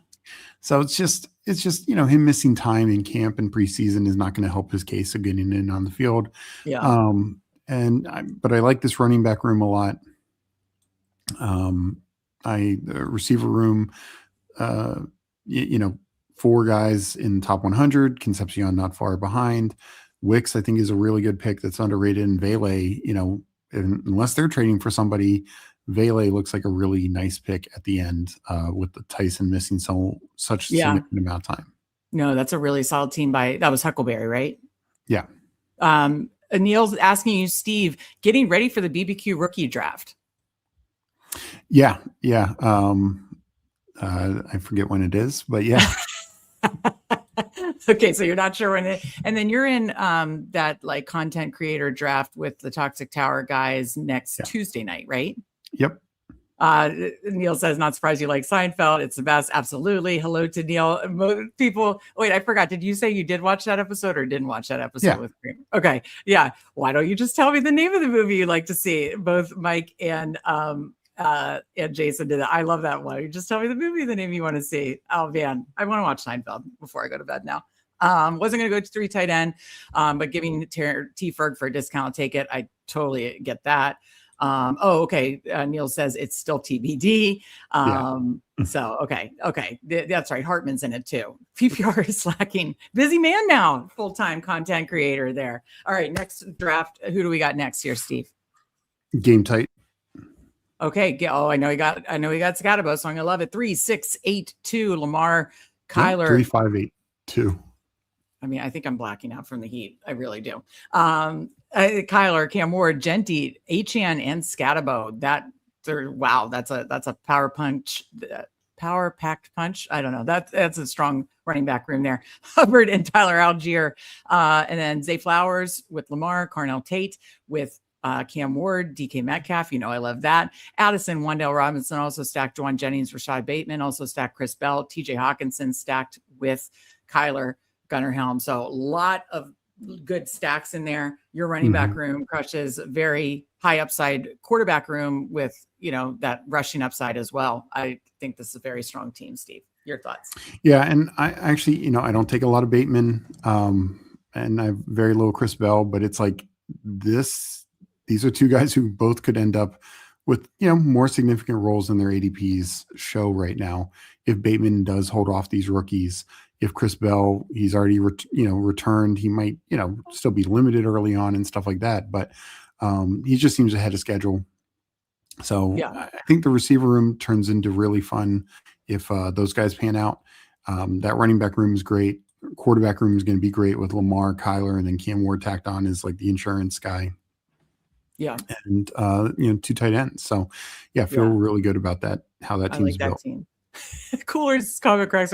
Steve's my type of dialed in. I'm so ready. When is it? S tier preparation. I love that. All right. Next one. We have 1 or 2 more. Legion. Yeah. Okay. Let's do it. So what do we got here? 3, 5, 7, 3. Mahomes, Nix, Shuck. I like that. Kenneth Walker, Barkley, H.N. Jr., very strong with Chris Rodriguez and Bigsby tacked on. He did the old Philly handcuff. I don't mind that. I like the handcuffs, folks. I've written about it. I've talked about it. Clip it. T. Higgins, Jamison Williams, Roma Dunze, Chris Godwin, Cortland Sutton, Tyquan Thornton, Jahan Dotson. Man, that's a strong receiver room. Chig, AJ. And why I like this team so much? Because he waited. Look, he took his first tight end at 155. But still gets Barner at 179 and Gadsden. I know you're low in Gadsden, but at 182, I like this team a lot. And this is why I like late round tight end so much. Scroll up really quick. So what are his stacks again? Mahomes, Walker, and Tyquan. And then Bo Nix and Sutton. And Sutton, and then Shuck and Juwan Johnson. No, he didn't get Juwan Johnson. Okay. Travis Etienne. Great, yeah, and I truly do love stacking. Like, it doesn't just have to be as receiver. Like getting those running back tight end stacks too. I freaking love this team, Legion. Makes me think our chances are shittier after we went through the Fanspeak fam. I really like that team. Oh shit, Rudy might be puking again. Okay. Gotta go. Saw you guys were live. Had to say hi. Usually skate Thursdays. No go. Oh, thank you, Neil. Shout out to Neil. he subscribed through Toxic Tower to our Substacks. That Substack is so good. You two are too. We appreciate you, Neil. Those are really, really, really nice to hear. And shout out to Neil giving us a little promo there. Link in the description for a Substack, 20% off. It's literally just $28 a year or $8 a month. That is dirt cheap. And it doesn't stop with best ball. Steve's Substack, or excuse me, his Superflex rankings are updated. We have all the rankings, all of mine up before I go to bed tonight. We have all the rankings, best ball articles. But when the season starts, you're going to get stuff for DFS, Underdog Dailies, and NFL Bets. Year round for that price is crazy. Link in the description. Big shout out to Neil. Thank you for checking in. And yeah, it looks like we definitely got the vote for the Superflex. So Steve will queue that up. So we are going to do the, it was a $10 field general. And after you label, if you want to go down with the details of the advance rates and all that stuff. Yep. But we got Paul coming in with the bourbon cheers. I added for our bourbon tasting, which we're going to probably run it back this coming, not tomorrow, but the next Friday. Tomorrow, Friends of Best Ball will be some of our winners from the Fanspeak fam that won different contests that Mike set up. It's okay, bud. We will be doing that tomorrow. That's something I'm going to do when I get off as well, setting that up for tomorrow. Next Friday, we will do another bourbon tasting because it was too much fun to not do again. But I might go soon. Rudy has had some tummy issues today, and I want to finish my Superflex rankings and get the show squared away for tomorrow. Maybe I'll start for the beginning as long as we don't get a live puke here. Nobody wants Rudy Camp for that, I can assure you. But yeah, Steve, why don't you go over the details? I'll stop and hide this poll of the new Superflex. Yeah, so $10 field general 2 Superflex draft, so 20 rounds. Advance rate 3 of 12, 2 of 12, 1 of 12, 118 seat final. It's $50K up top, the 118, $199. It's weird, but so, you know, for just making the playoffs, you get 15 and then 17 for the next round. Or no, I'm sorry. I think it's 25. I forget the exact breakdown for the playoff portion of it, but I'm a big Superflex fan. I think overall it's good. I did see people talk in Discord that this is probably not something you're going to max with just a $200 payout. Yeah. With this, but I will say it is easier, even not to just get something to finals, but it's even easier to get like the 51, or I'm sorry, the 51 like the as well. Semifinals or yeah. So my point is, yeah, it's something I'm probably going to do 30 teams, 40 teams. Excuse me. And, that's like the one downside of it, but it's $50K up top, really fun advance rates. I think, Superflex is a good format, and yeah, we're going to enter a draft. Yeah. You count down. I wanted to say something before I jump off about still the edges in Superflex, but go ahead. I'll let you count it down. I'm going to count it down, entering in 10 seconds, and in 10, 9, 8, 7, 6, 5, 4, 3, 2, 1, enter. Oh, buddy. You want to say hi? No? Got shy? I really think there's just still so much edge in Superflex. We've done many Superflex shows. We have a Superflex strategy video on the channel. Maybe I'll retweet that tomorrow. We have Superflex rankings for our Substack subs. The thing that's not being played, so many people get excited. Oh, look at all the running backs or receivers or tight ends I got. Like the way you should build, and you can speak to this look at you with the 101 there. Build for a quarterback to hit your Superflex. Yeah. Build for running back on half point PPR to hit your flex. So my favorite build in this is a 20 rounds, 4, 6, 7, 3. You're still kind of covered. I know you don't mind doing. I think your Germans, and Steve has done excellent in this. Not only has he had an excellent advance rate in Superflex these last 3 years, but he's made the Superflex finals. Was it the last 3 years or the last 2 years? Last 2 years. Last 2 years. He finished 15th in the German Shepherd Superflex last year. It was fun sweating that out with you. That was, I believe, was that the 5, 6, 7, 2, I think? Yeah. So people would say 5 quarterbacks or 4 quarterbacks. Let me remind everybody, like I've said this over and over this summer, but like this is important for this format.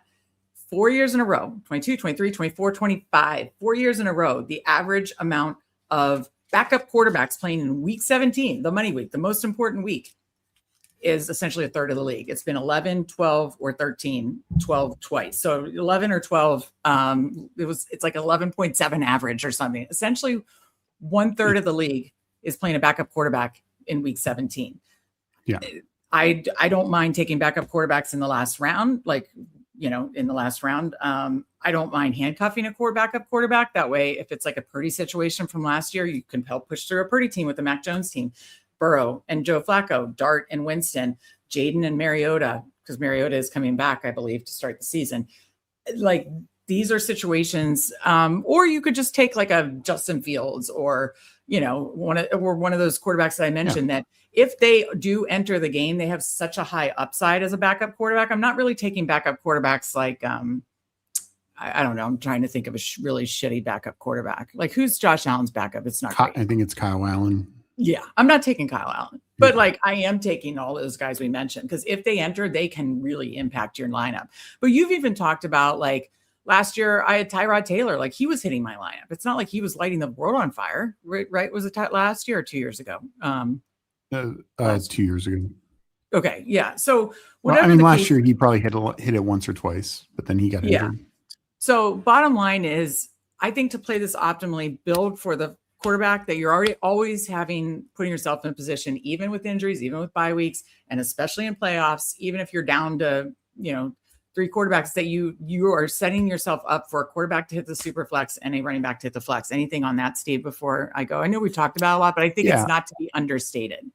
Yeah. And this is not to say, I do this at volume, and there's plenty of times where I am taking some guys in the first and sometimes even first and second round, but then I'm trying to really pivot and, that may be the team that I do 5 quarterbacks or something like that. The point is the gap because after 3 rounds, about 17, 20 quarterbacks are going to be off the board. Or, depending on where you are in the 4th round, like you could probably expect 20 quarterbacks off the board. And the issue is you look at the 20th quarterback and that's your quarterback 1. And now you need to find also a quarterback 2 to be a super flex, and then a quarterback 3 to back them up.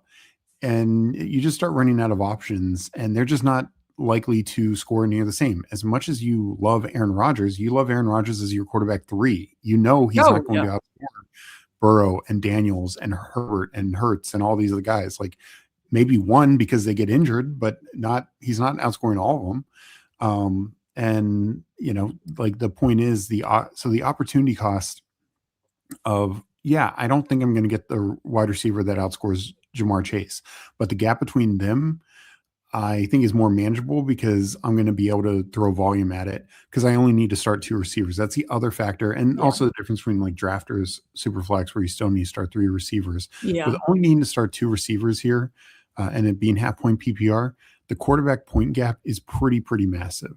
Yeah.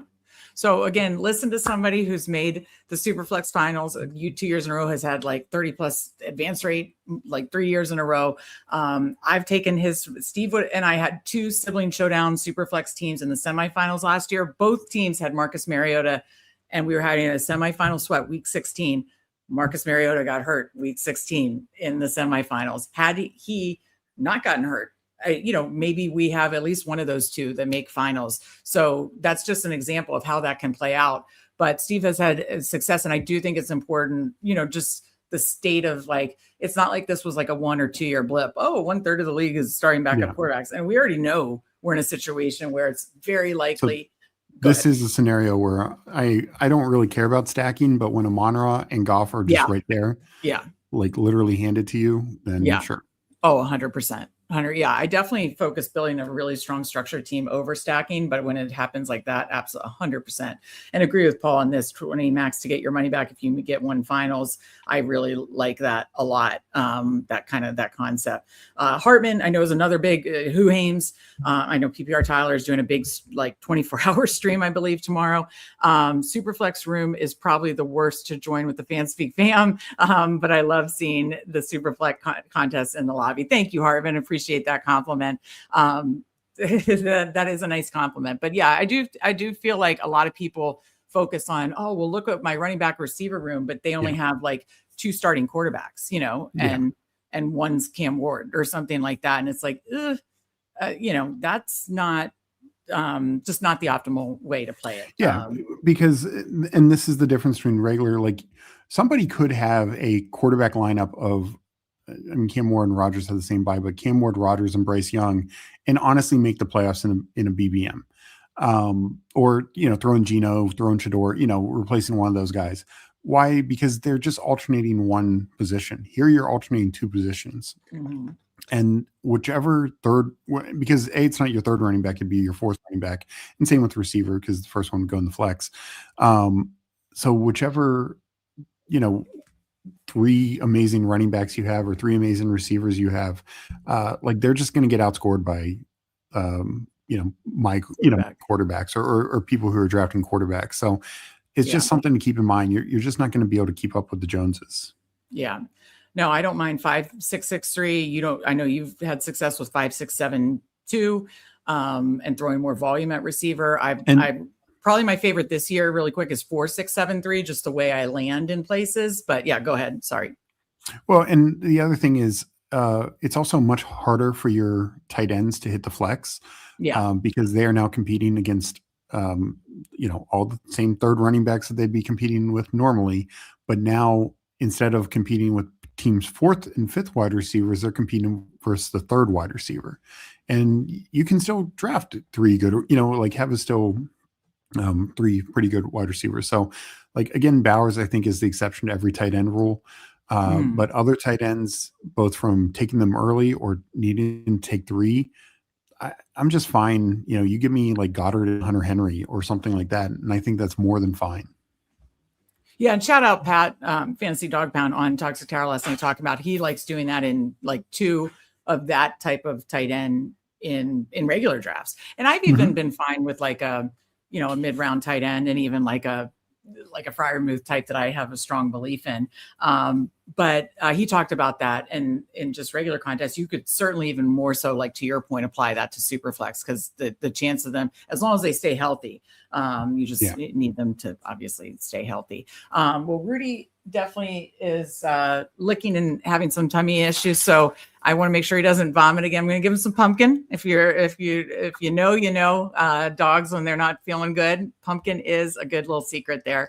But Steve, enjoy this draft. Good luck. Kick ass. Have fun. Who is in this one with you? We got Green Bean, Jason, Hartman, Call Me Stop, Game Tight, and Legion. Oh man, huge friends and family. I forget who is it. 3 or 4 advance out of the first round. 3, I think, right? 3. Okay. All right. Well, may 3 Fanspeak fam move on here. Good luck to all. I'll be back tomorrow. Yeah, pumpkin is the cheat code with dogs. Absolutely, Jason. I'll be back tomorrow, Friends of Best Ball, with some of our Fanspeak fam. I'm actually going to figure out that now as well after I take care of the Rudy boy. But Steve, love you. Have fun. And I will see you guys tomorrow. All right. Sounds good. Good luck with Rudy. Thanks, bud.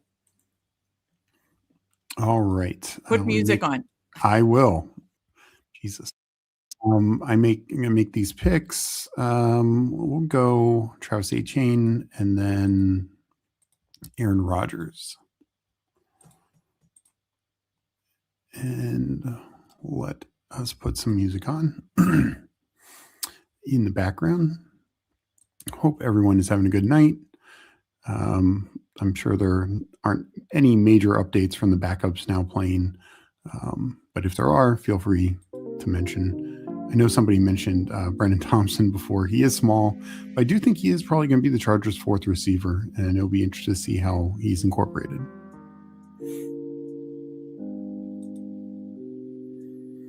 All right, let me go back to the board. So I get my third quarterback, I get my top running back. And this is the way I look at it is I've taken three quarterbacks, right? I still get a mid first round receiver. And most of the times I prioritize running back over receiver, but obviously the stack worked. And then I get a third round running back. So I don't feel I'm that far behind from a positional standpoint. And that's with getting Josh Allen, who is, the first quarterback in Maine.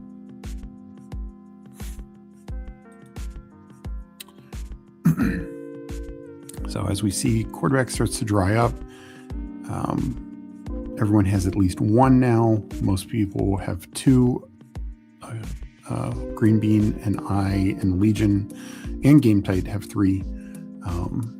So you just run out of quarterbacks is what it boils down to.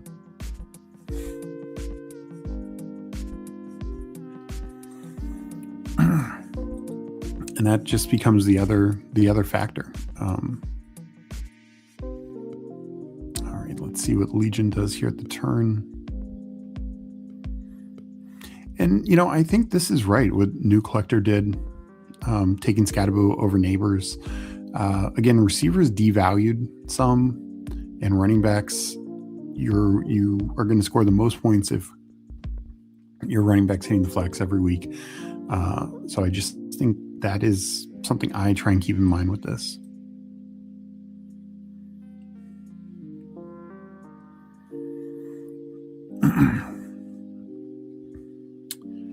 All right, coming up here as we get into the 6-7 turn.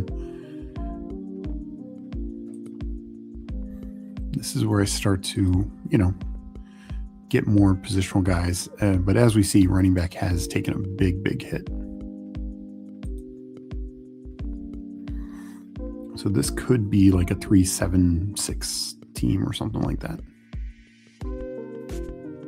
Or I'm sorry, no, I'll still probably go for quarterbacks. Though unfortunately I don't have any that are like clear handcuff guys because, not really into, Kyle Allen and Josh Dobbs or Mason Rudolph.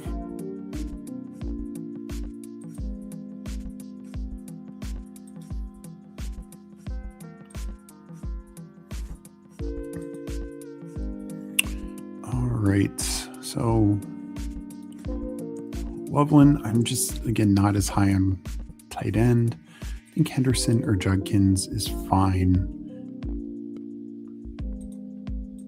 But I might just double tap receiver, and then, particularly if I'm only going to do like 6 of them, just get my key starters and be done.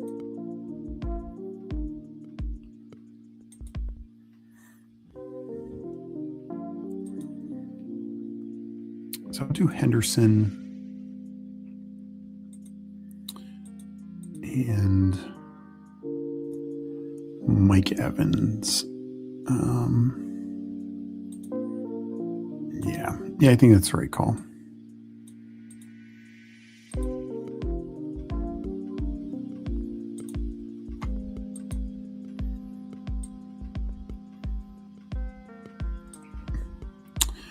So got my quarterbacks, my 3-string quarterbacks, got, 2 running backs, 2 receivers so far. Still need to catch up more at running back. See, the Superflex landscape feels different than last time. ADP will probably adjust some. Yeah, excuse me. It has been a little while since they've done a Superflex, so you just had some of these things that the regular ranks have really adjusted, the Striblings, the guys like that. These have not. Like, let me see where Stribling's ADP is in here. It's definitely 173. So, like, even my ranking, and I'm by no means a Stribling bull, is around ahead of ADP. Clearly, he's going to go higher than that, but yeah, there's a lot of like ADP shifts that have not been, the ranks have not caught up because it's been so long. Jonathan Brooks still going. That's my ranks. Jonathan Brooks is still going pretty late, 101 here.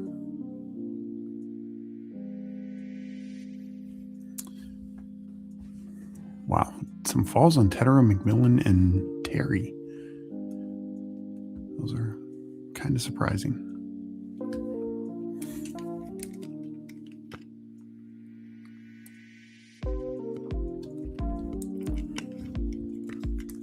And I know as part of that, I took Evans ahead of ADP, but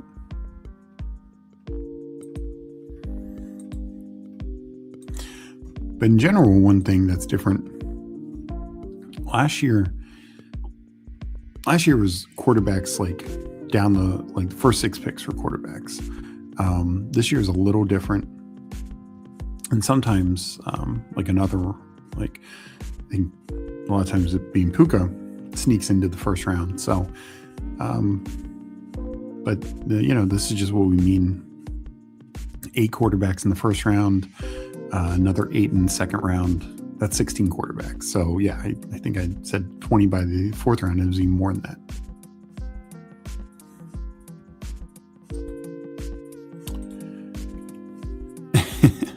Yeah, no, I know. Running backs are going off the board. I didn't love the Hendo pick,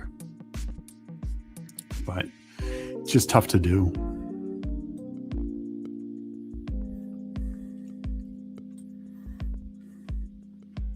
So new collector doing something interesting, double tapping quarterback,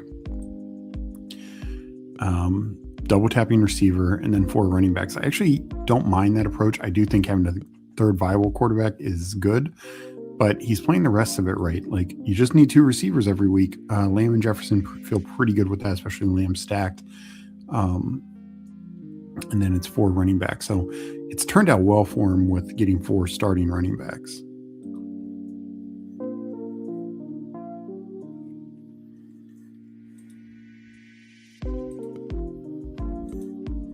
And he might be a little behind a quarterback, obviously.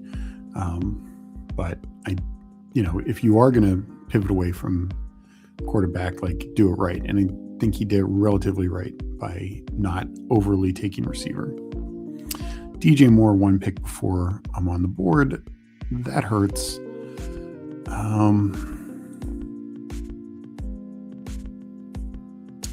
I will take RJ Harvey. I'm not the biggest Harvey fan, but let's do it.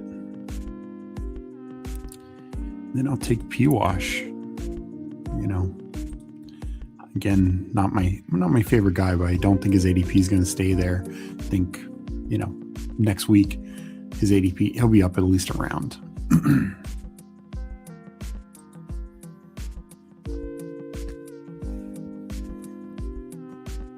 So let me go back to the board.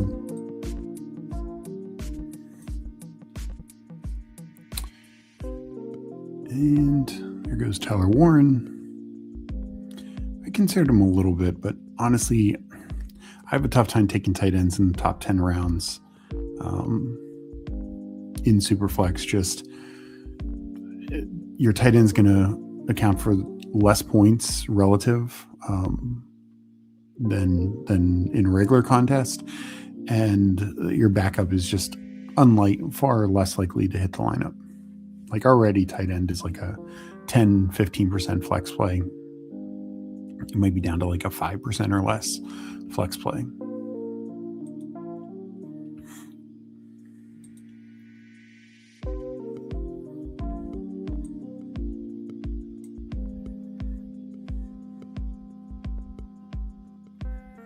So Hartman grabs Hubbard there.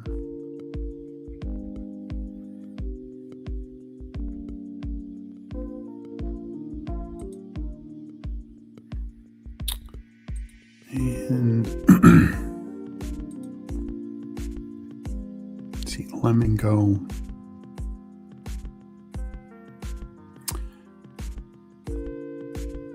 Porta. I like what Game Tight's done here. 3 straight quarterbacks. Then he gets an anchor with Hampton. 5 receivers. I think some of it is I think think because new collector just keeps taking all the running back value. But, could maybe even stop at 5 receivers. But I'd probably go no more than 6 generally with that kind of start.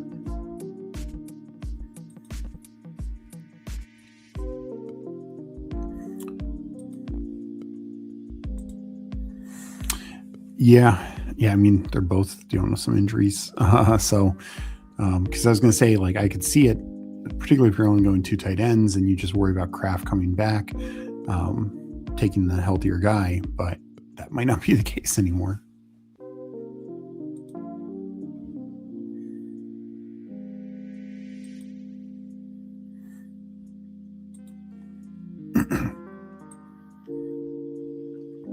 So I'm seeing a 3-3-3-0.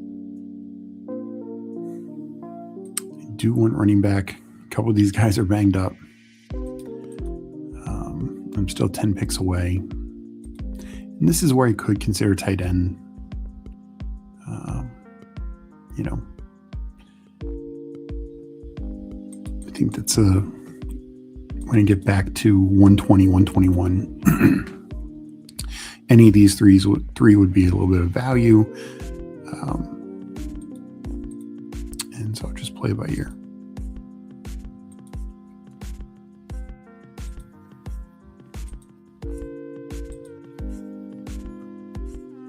So there goes Kraft.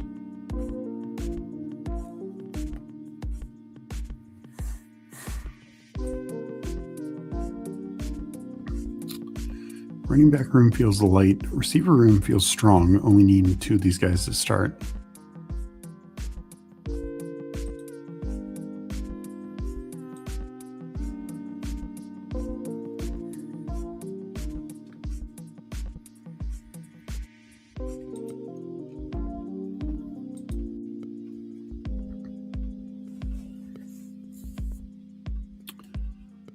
All right, Fanning goes.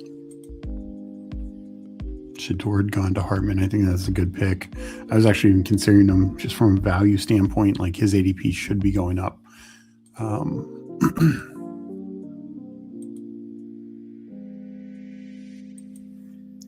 think there's some value here at receiver, but don't need it.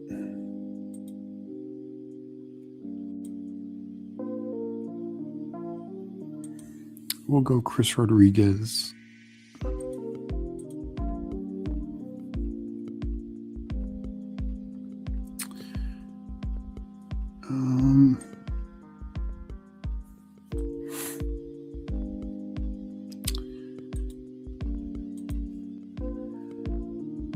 I think I'll take my guy, Travis Kelce. It's definitely receivers who I think are valuable there, but I probably will go 2 tight ends, and Kelce I think is a good first tight end.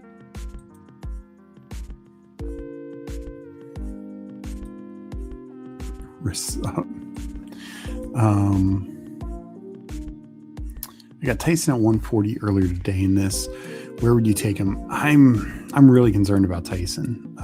They're saying up to 2 months, which I know might, maybe it's only 6 weeks of the season.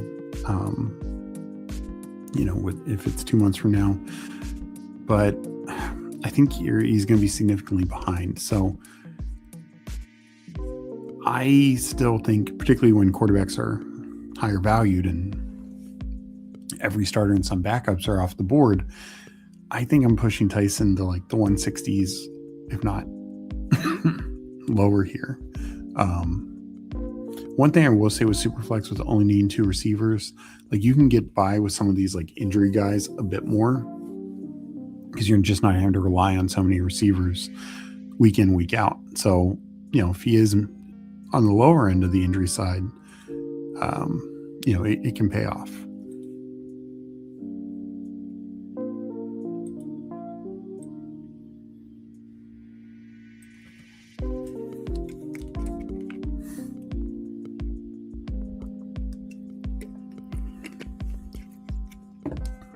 I'm seeing it 3-4-3-1. Green Bean 3-3-4-1. Jason here on Riverette, 3341, Hartman 3440, Call Me Stop 3431, Game Tight 3260. Can't remember if New Collector is in here, and then Legion 3421.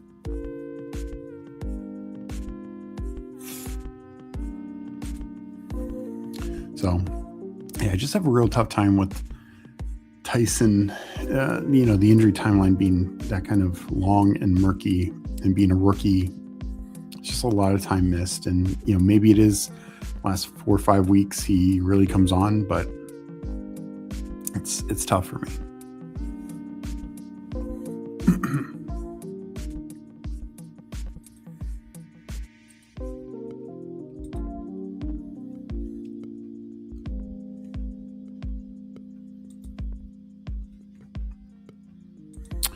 All right, coming up here,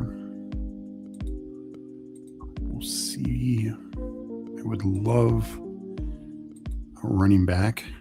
Not sure I'm going to get one that I like.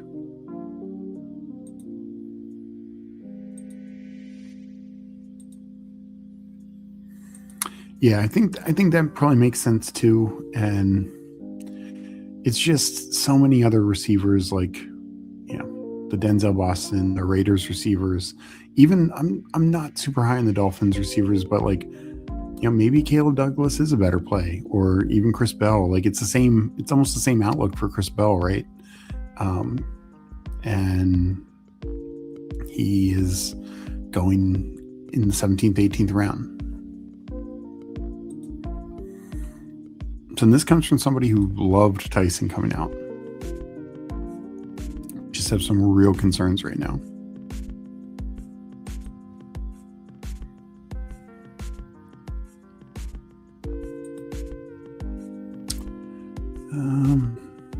This is another one, like Brian Robinson, 169.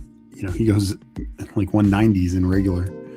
I'll probably take a little bit before you get him there.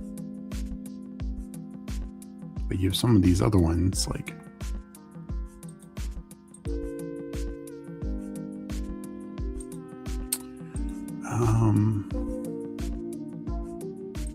to Shakir.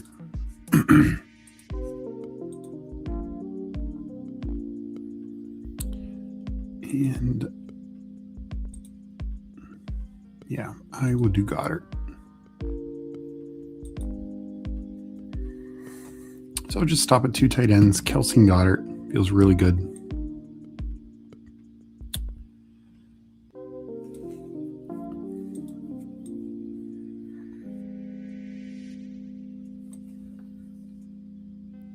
And yeah, I think this will end up being a 4. I don't know if I need 4, or I don't know if I need 7 running backs or not.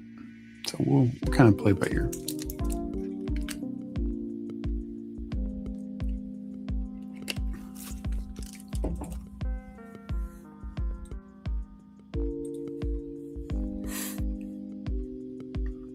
Here we go with Tyson. Yeah.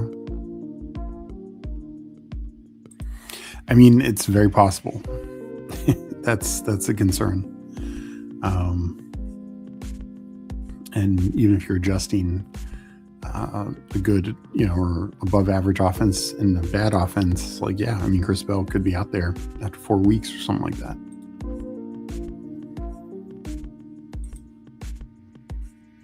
But I will say, like, between this and regular, because even if you still only do 7 receivers here,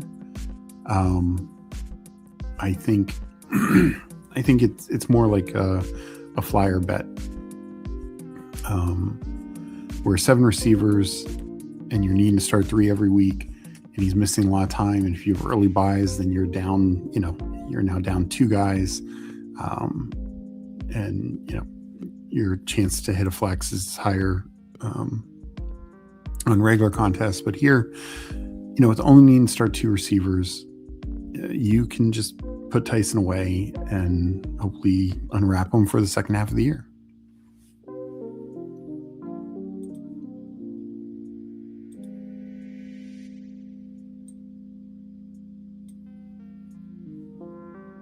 All right, Legion's on the turn here. He's really loaded up at running back 3-5, 3-2. And he waited, but Swift, Pollard, Mason, JCM, Algier. It's a nice running back room with not high investment.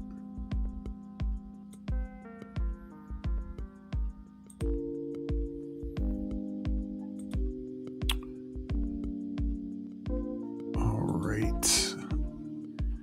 So Legion's at 3-5-4-2.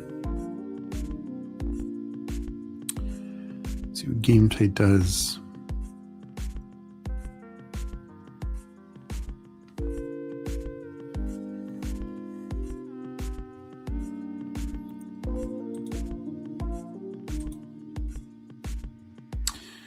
That is Tim. Good to see you. Just got Justin Jefferson on DK at 18th. That is like stealing. He's so talented. Yeah, I mean, he should go 8th, if not higher. So 18th is beyond stealing. What do I think about the 11 spots quarterback strategy? Yeah, 5-5-4-0. So we waited a bit. Malik Willis is the one. Mendoza, Tua, Watson, Beck.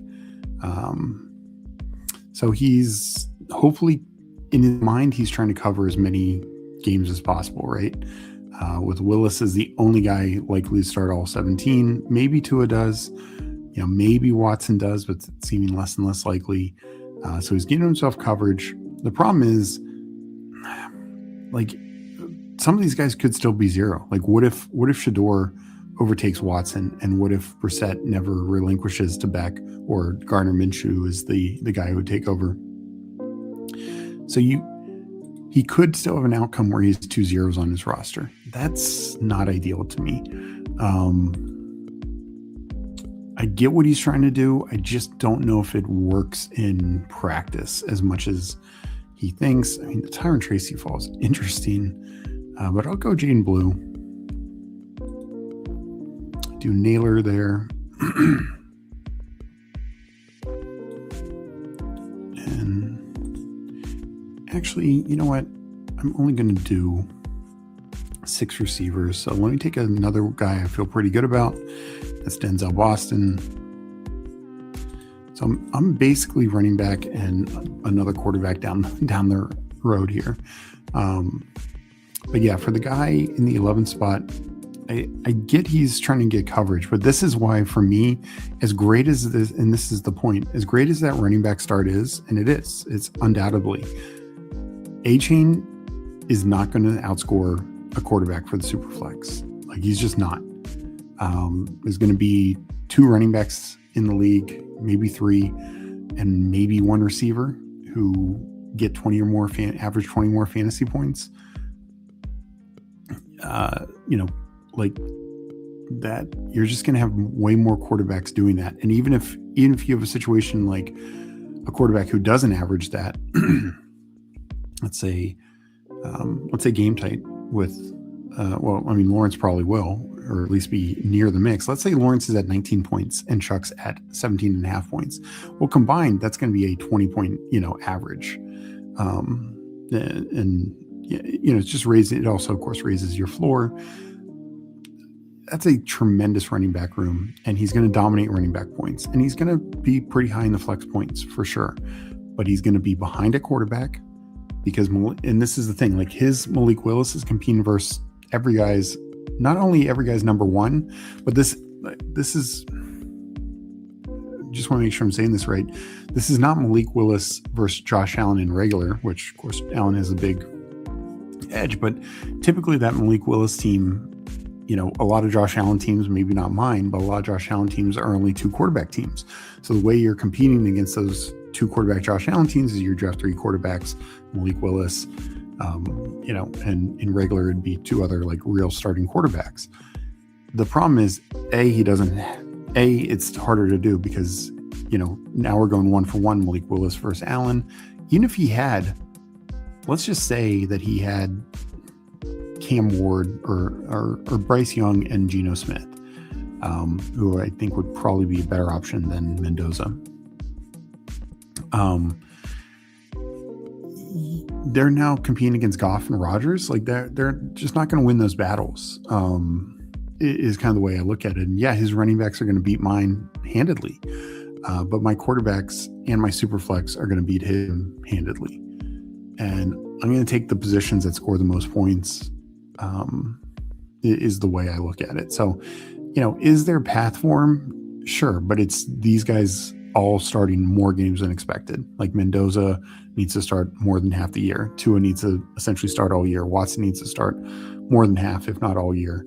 Beck needs to come in and play games because it doesn't work if you're taking zeros this early. If I take a zero with a quarterback I draft late, Mac Jones is a zero because he never plays, or Mariota is a zero because he never plays. A Tyler Huntley is a zero because he never plays.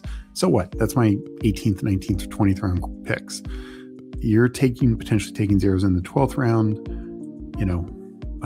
maybe in the 9th round, or just having very small point outcomes. Or Mendoza. Like, what if Mendoza only plays like 6 games?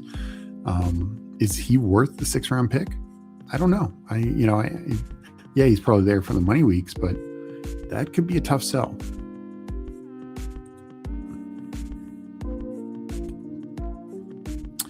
You have so much Jefferson. Almost forgot the board for a second. Him and Chase are the two most talented dominant receivers, in my opinion. Just matter quarterback play for Jefferson. Yeah, and his quarterback play goes way up. Game Tight, appreciate you for becoming a member. Hope you're doing well. And appreciate you being in these drafts with us.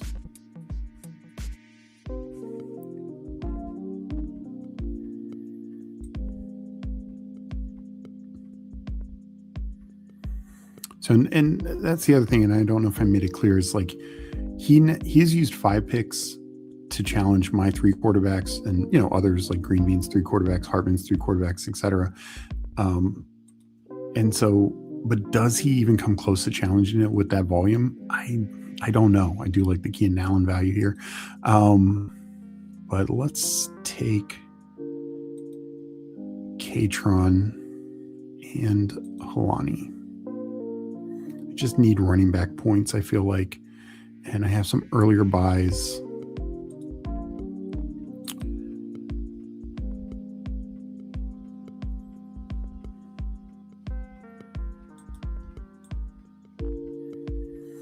So, if you're drafting enough volume, doing it that way, like I will be honest, I do have some teams that maybe don't look exactly like that, but are like that to an extent. Like probably I would have done like Gino and something else, but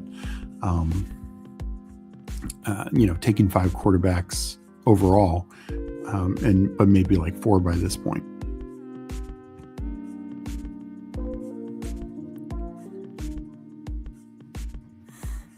And like Jason here, Huron has 4 quarterbacks already, and he's got Burrow, Baker, but then he waited a bit. So it's Jacoby Brissett, going to start some games. Kirk Cousins. The downside is, potentially neither one of them are starting week 17. And I think he's okay with that. But I'd much rather his quarterback room than the guy here, just because, yeah, even if those 2 aren't starting week 17, as long as Burrow and Baker are healthy, you got 2 damn good starters. And, here you're potentially relying on 2 rookies or praying that Tua and Watson are starting to get a second starting quarterback with Malik Willis, who is, not the most proven track record. So it's like, is there a path for this forward? Absolutely. I just think you need a lot to go right and break your way.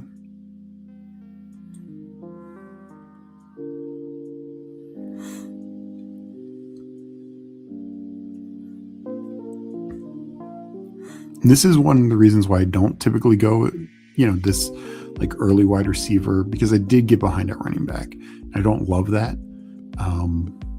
But, I do think my wide receivers are pretty strong with, ASB, Mike Evans, P. Wash, Shakir, Naylor, Boston. I'm good with that 6-man room. And yeah, I probably will need my wide receiver to hit the flex a little bit more than I normally would draft.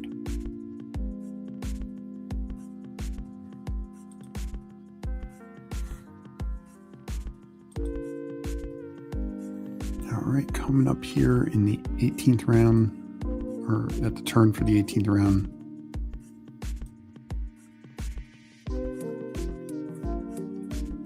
I think that Keenan Allen is a great pick at 200. I know people are down on Keenan Allen. Dude keeps playing. I know, and like there was a report he's already with the wins. I don't think that's surprising, right? Like he knows the offense. He needs reps with Daniel Jones. I don't think we should be surprised at all that he's out there with the ones. But I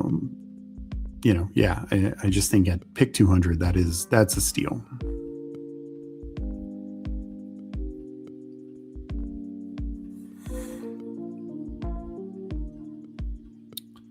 So 5-5-5-3. I definitely don't think I would have gone the third tight end here. I know he went Hawkinson Helm. I think Stowers is not a great pick.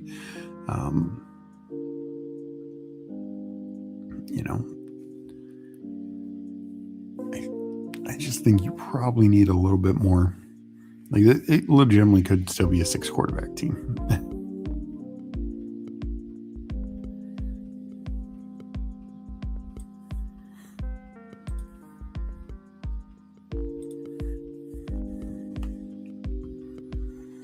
All right, coming up here.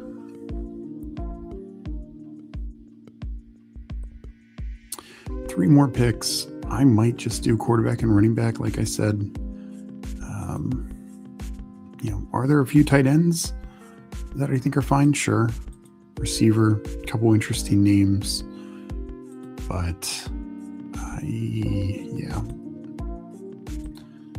Zamir White's don't think I'll be clicking him.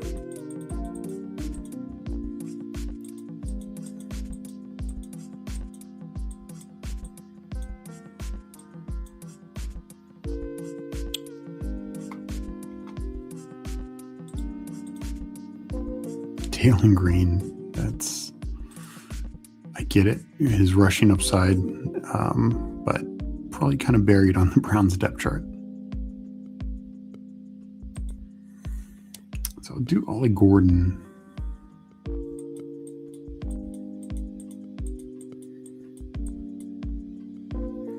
Then I think I'm going to do Kalen Black.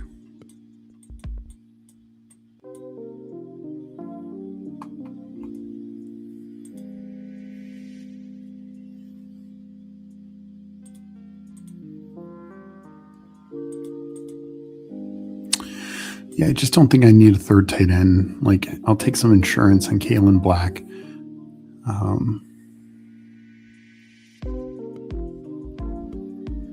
So now done it. Done a running back. I will take a backup quarterback, whoever gets to me.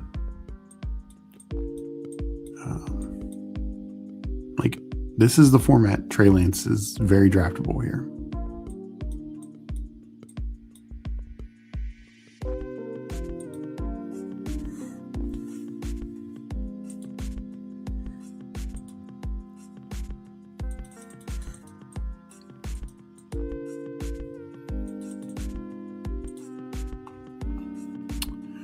All right.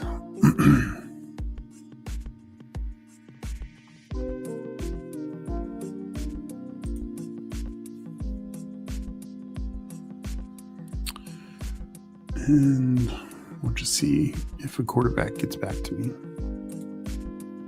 Kolar is still available. Do you feel strongly on Gordon versus Wright? I've learned more Gordon, but I haven't seen much news.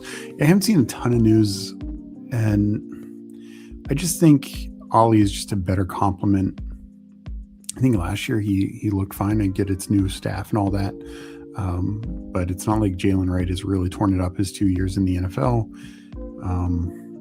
And I just think he's just too much, he's not a true clone of A-Chain, but he's like too similar in style. So in just a normal, barring injury, I don't think he's going to get a big role unless he really outplays Gordon.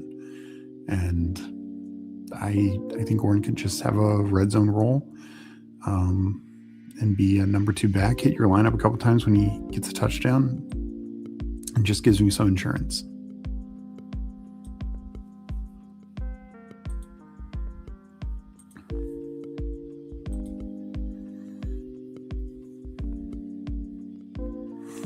Charlie Kohler is there.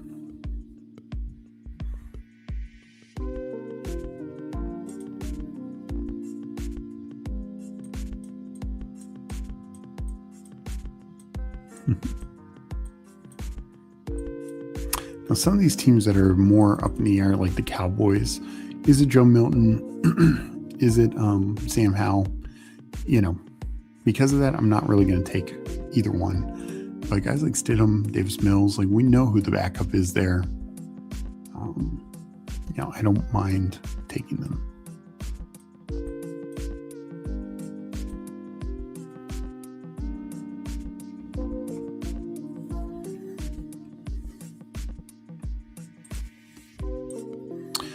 Wright is more juice, in my opinion, catches the ball. He does theoretically. I just don't think he's done it well. And I think Ollie Gordon, you know, didn't get a ton of catches, but he wasn't a zero out there as a receiver. So for me, it's more, we're talking half point PPR. A-Chain has never had like the largest red zone share. He's just such a good running back. You know, you don't want to take him off the field, but we saw it some last year where Gordon, you know, vultured a couple touchdowns, and I think that could happen again.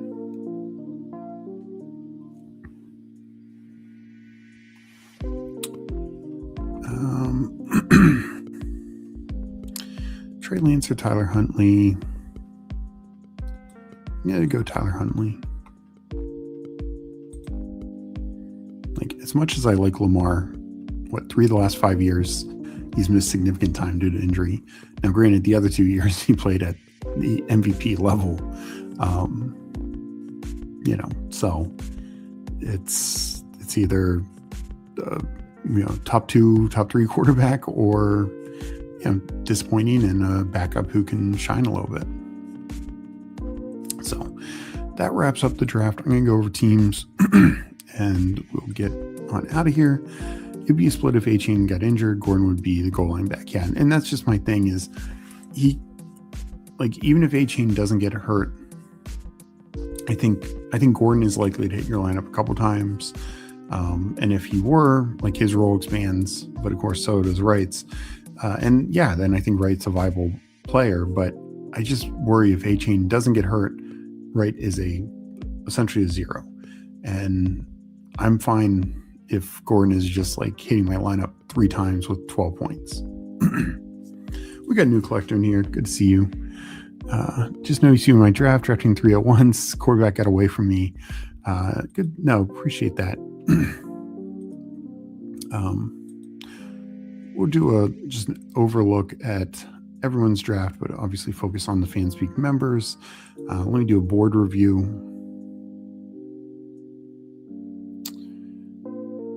And new collector.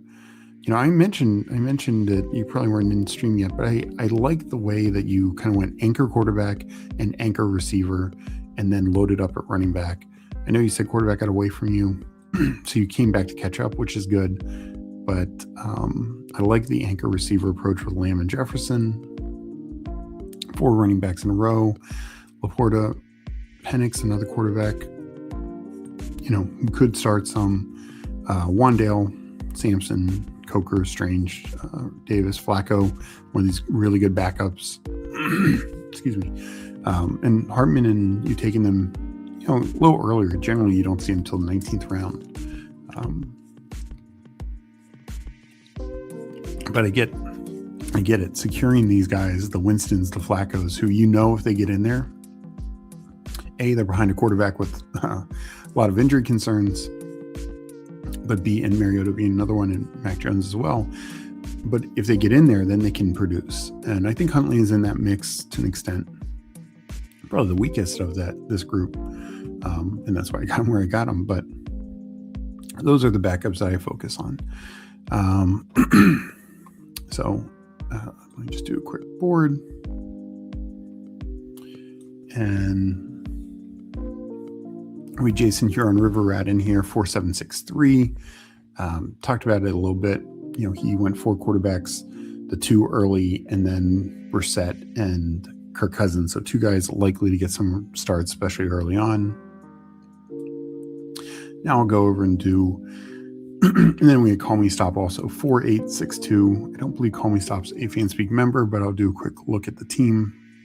Mahomes, Darnold, Geno, and then tacked on Mac Jones, so another one of those good backup quarterbacks.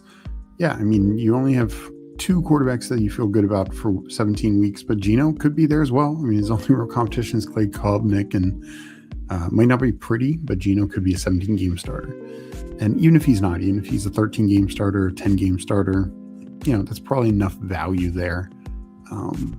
Like I said, I think he's a little better outcome than Mendoza.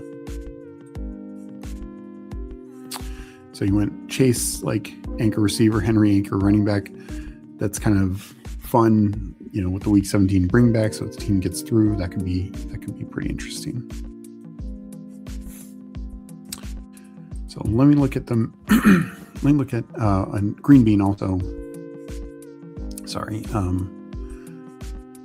3674, May, Nix, Ward. So he only did 3 quarterbacks, but 3 starters with Cook in the middle.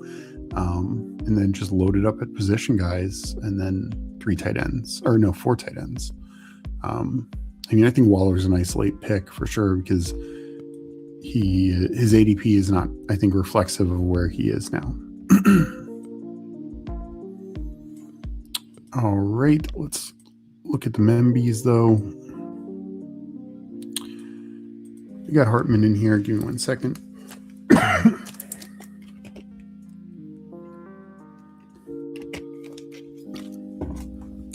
5573. Daniels, Dart, Shador, James Winston, and Mariota, handcuffing both your top quarterbacks.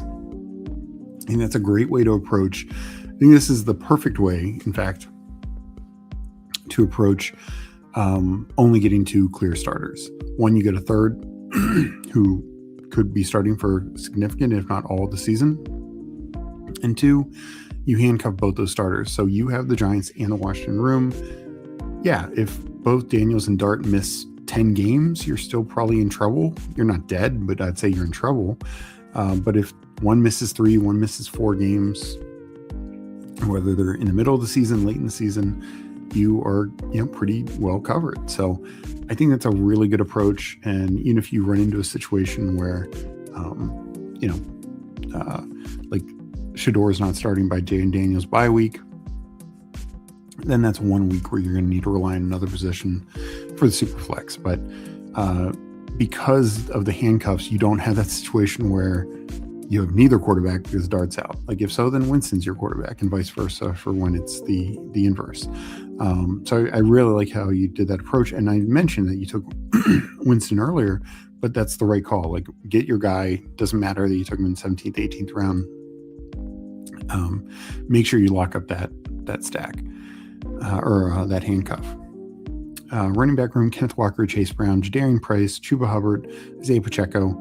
Still might have considered doing a 6 running back here, especially since like Walker and Chase Brown are like the only ones you feel super good about. I mean, Price maybe, Hubbard, we'll see coming off the injury. And then Pacheco's not even like I think great value there, 186. Don't get me wrong, but I think I probably would have done a 6 running back just in case. Nico, Smith, Burden, Pierce, Concepcion, Mitchell, Fields. I get why you want a receiver there with Fields with the stack. Chig, Schultz, and Ferguson. I still think, just if one of these 2 ends up being a running back, it's probably a little safer. Though at the same time, I do understand with some injury guys like Burden and Pierce, who could start slow, having a little bit more depth. But overall, I think it's a very fun team, very live. If Washington's offense is good, Giants' offense is good. Even if both those quarterbacks miss time, which is, let's be honest, fairly likely since Jackson Dart, has real estate in the blue tent, and Jane Daniels honestly isn't far behind him. But I think you handled that very, very well. We got game tight in here, 3683. Herbert, Lawrence, Shuck. We talked about this. He started with the 3 quarterbacks. Could he have added the 4th? I think what I would have done is like handcuff I think Trey Lance is a fine handcuff for Herbert. 2 week sevens, that's not going to, if you need 1 week where some other position is handling Superflex, that's fine. It's more so you want 3 starters because then in case one of these guys go down, or invariably every quarterback has some down weeks. Now, you just have the depth. Hampton, so yeah, that's right. This was an anchor running back team. Hampton, Gainwell, Brian Robinson, Jane Blue, Nicholas Singleton, Jalen Wright. I think that's fine. I still think I maybe would have done a 7th running back, just to balance it out with only needing 2 starters, because Olave, McConkey, McMillan, Jameson Williams, DK Metcalf, those 5 guys are pretty well set. I don't know many guys, and yes, every now and then, they can hit the flex, but how many times are somebody else going to outscore these guys? Jacoby Myers, Tyson, who I know you said you're getting the fall on, Travis Hunter. I think I definitely would have stopped. As much as I like Travis Hunter, just feels unnecessary on this team. Throw another running back at it is probably what I would have done. And yeah, excuse me. Juwan Johnson, David Njoku, Evan Ingram. It's not the deepest tight end room with just Johnson and Njoku. I don't know how much more Ingram adds, but in a contest like this, he is a little interesting because he'll be undrafted. So, very, very low ownership. Intriguing to mix him in. I still can't buy him, maybe because he burnt me so bad last year. But I think that's a fun team, game type. And then, of course, we had Legion in here, 3773, Caleb, Daniel Jones, Stroud, 3 starting quarterbacks, all 3 different buys, so no overlaps there. Swift, Pollard, Mason, JCM, Algier. Talked about this, absolutely go get, move Algier up, move JCM up. You can wait for guys to fall on you, but I get what he's doing here and just get your guys, understand what the ADP is going to be when this contest is closing, get them now, load up on them.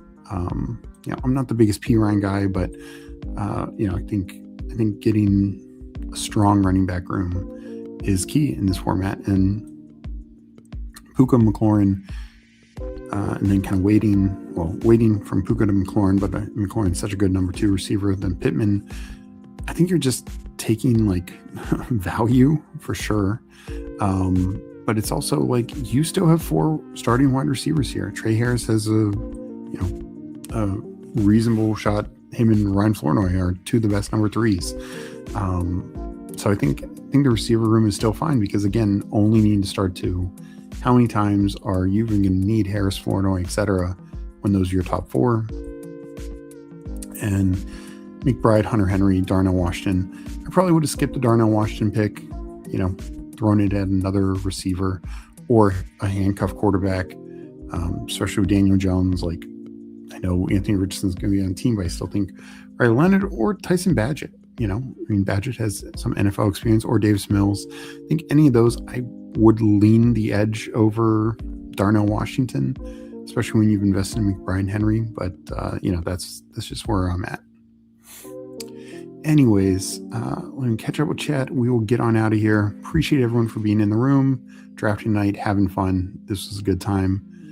Tough draft tonight. Yeah. I'm excited to absolutely crush some of these rooms against randoms tonight. This room was tough. Yeah. I kind of regret Devonta Smith over Judkins or Travion. Went more balance in between. Yeah. Running backs went real fast. Good night, all. Had fun drafting. Appreciate you calling me. And I've been eliminated brained. Wasn't sure if I remembered how to draft Superflex. I think he did pretty good. Could have, like I said, could have handcuffed the quarterback, but that's about it.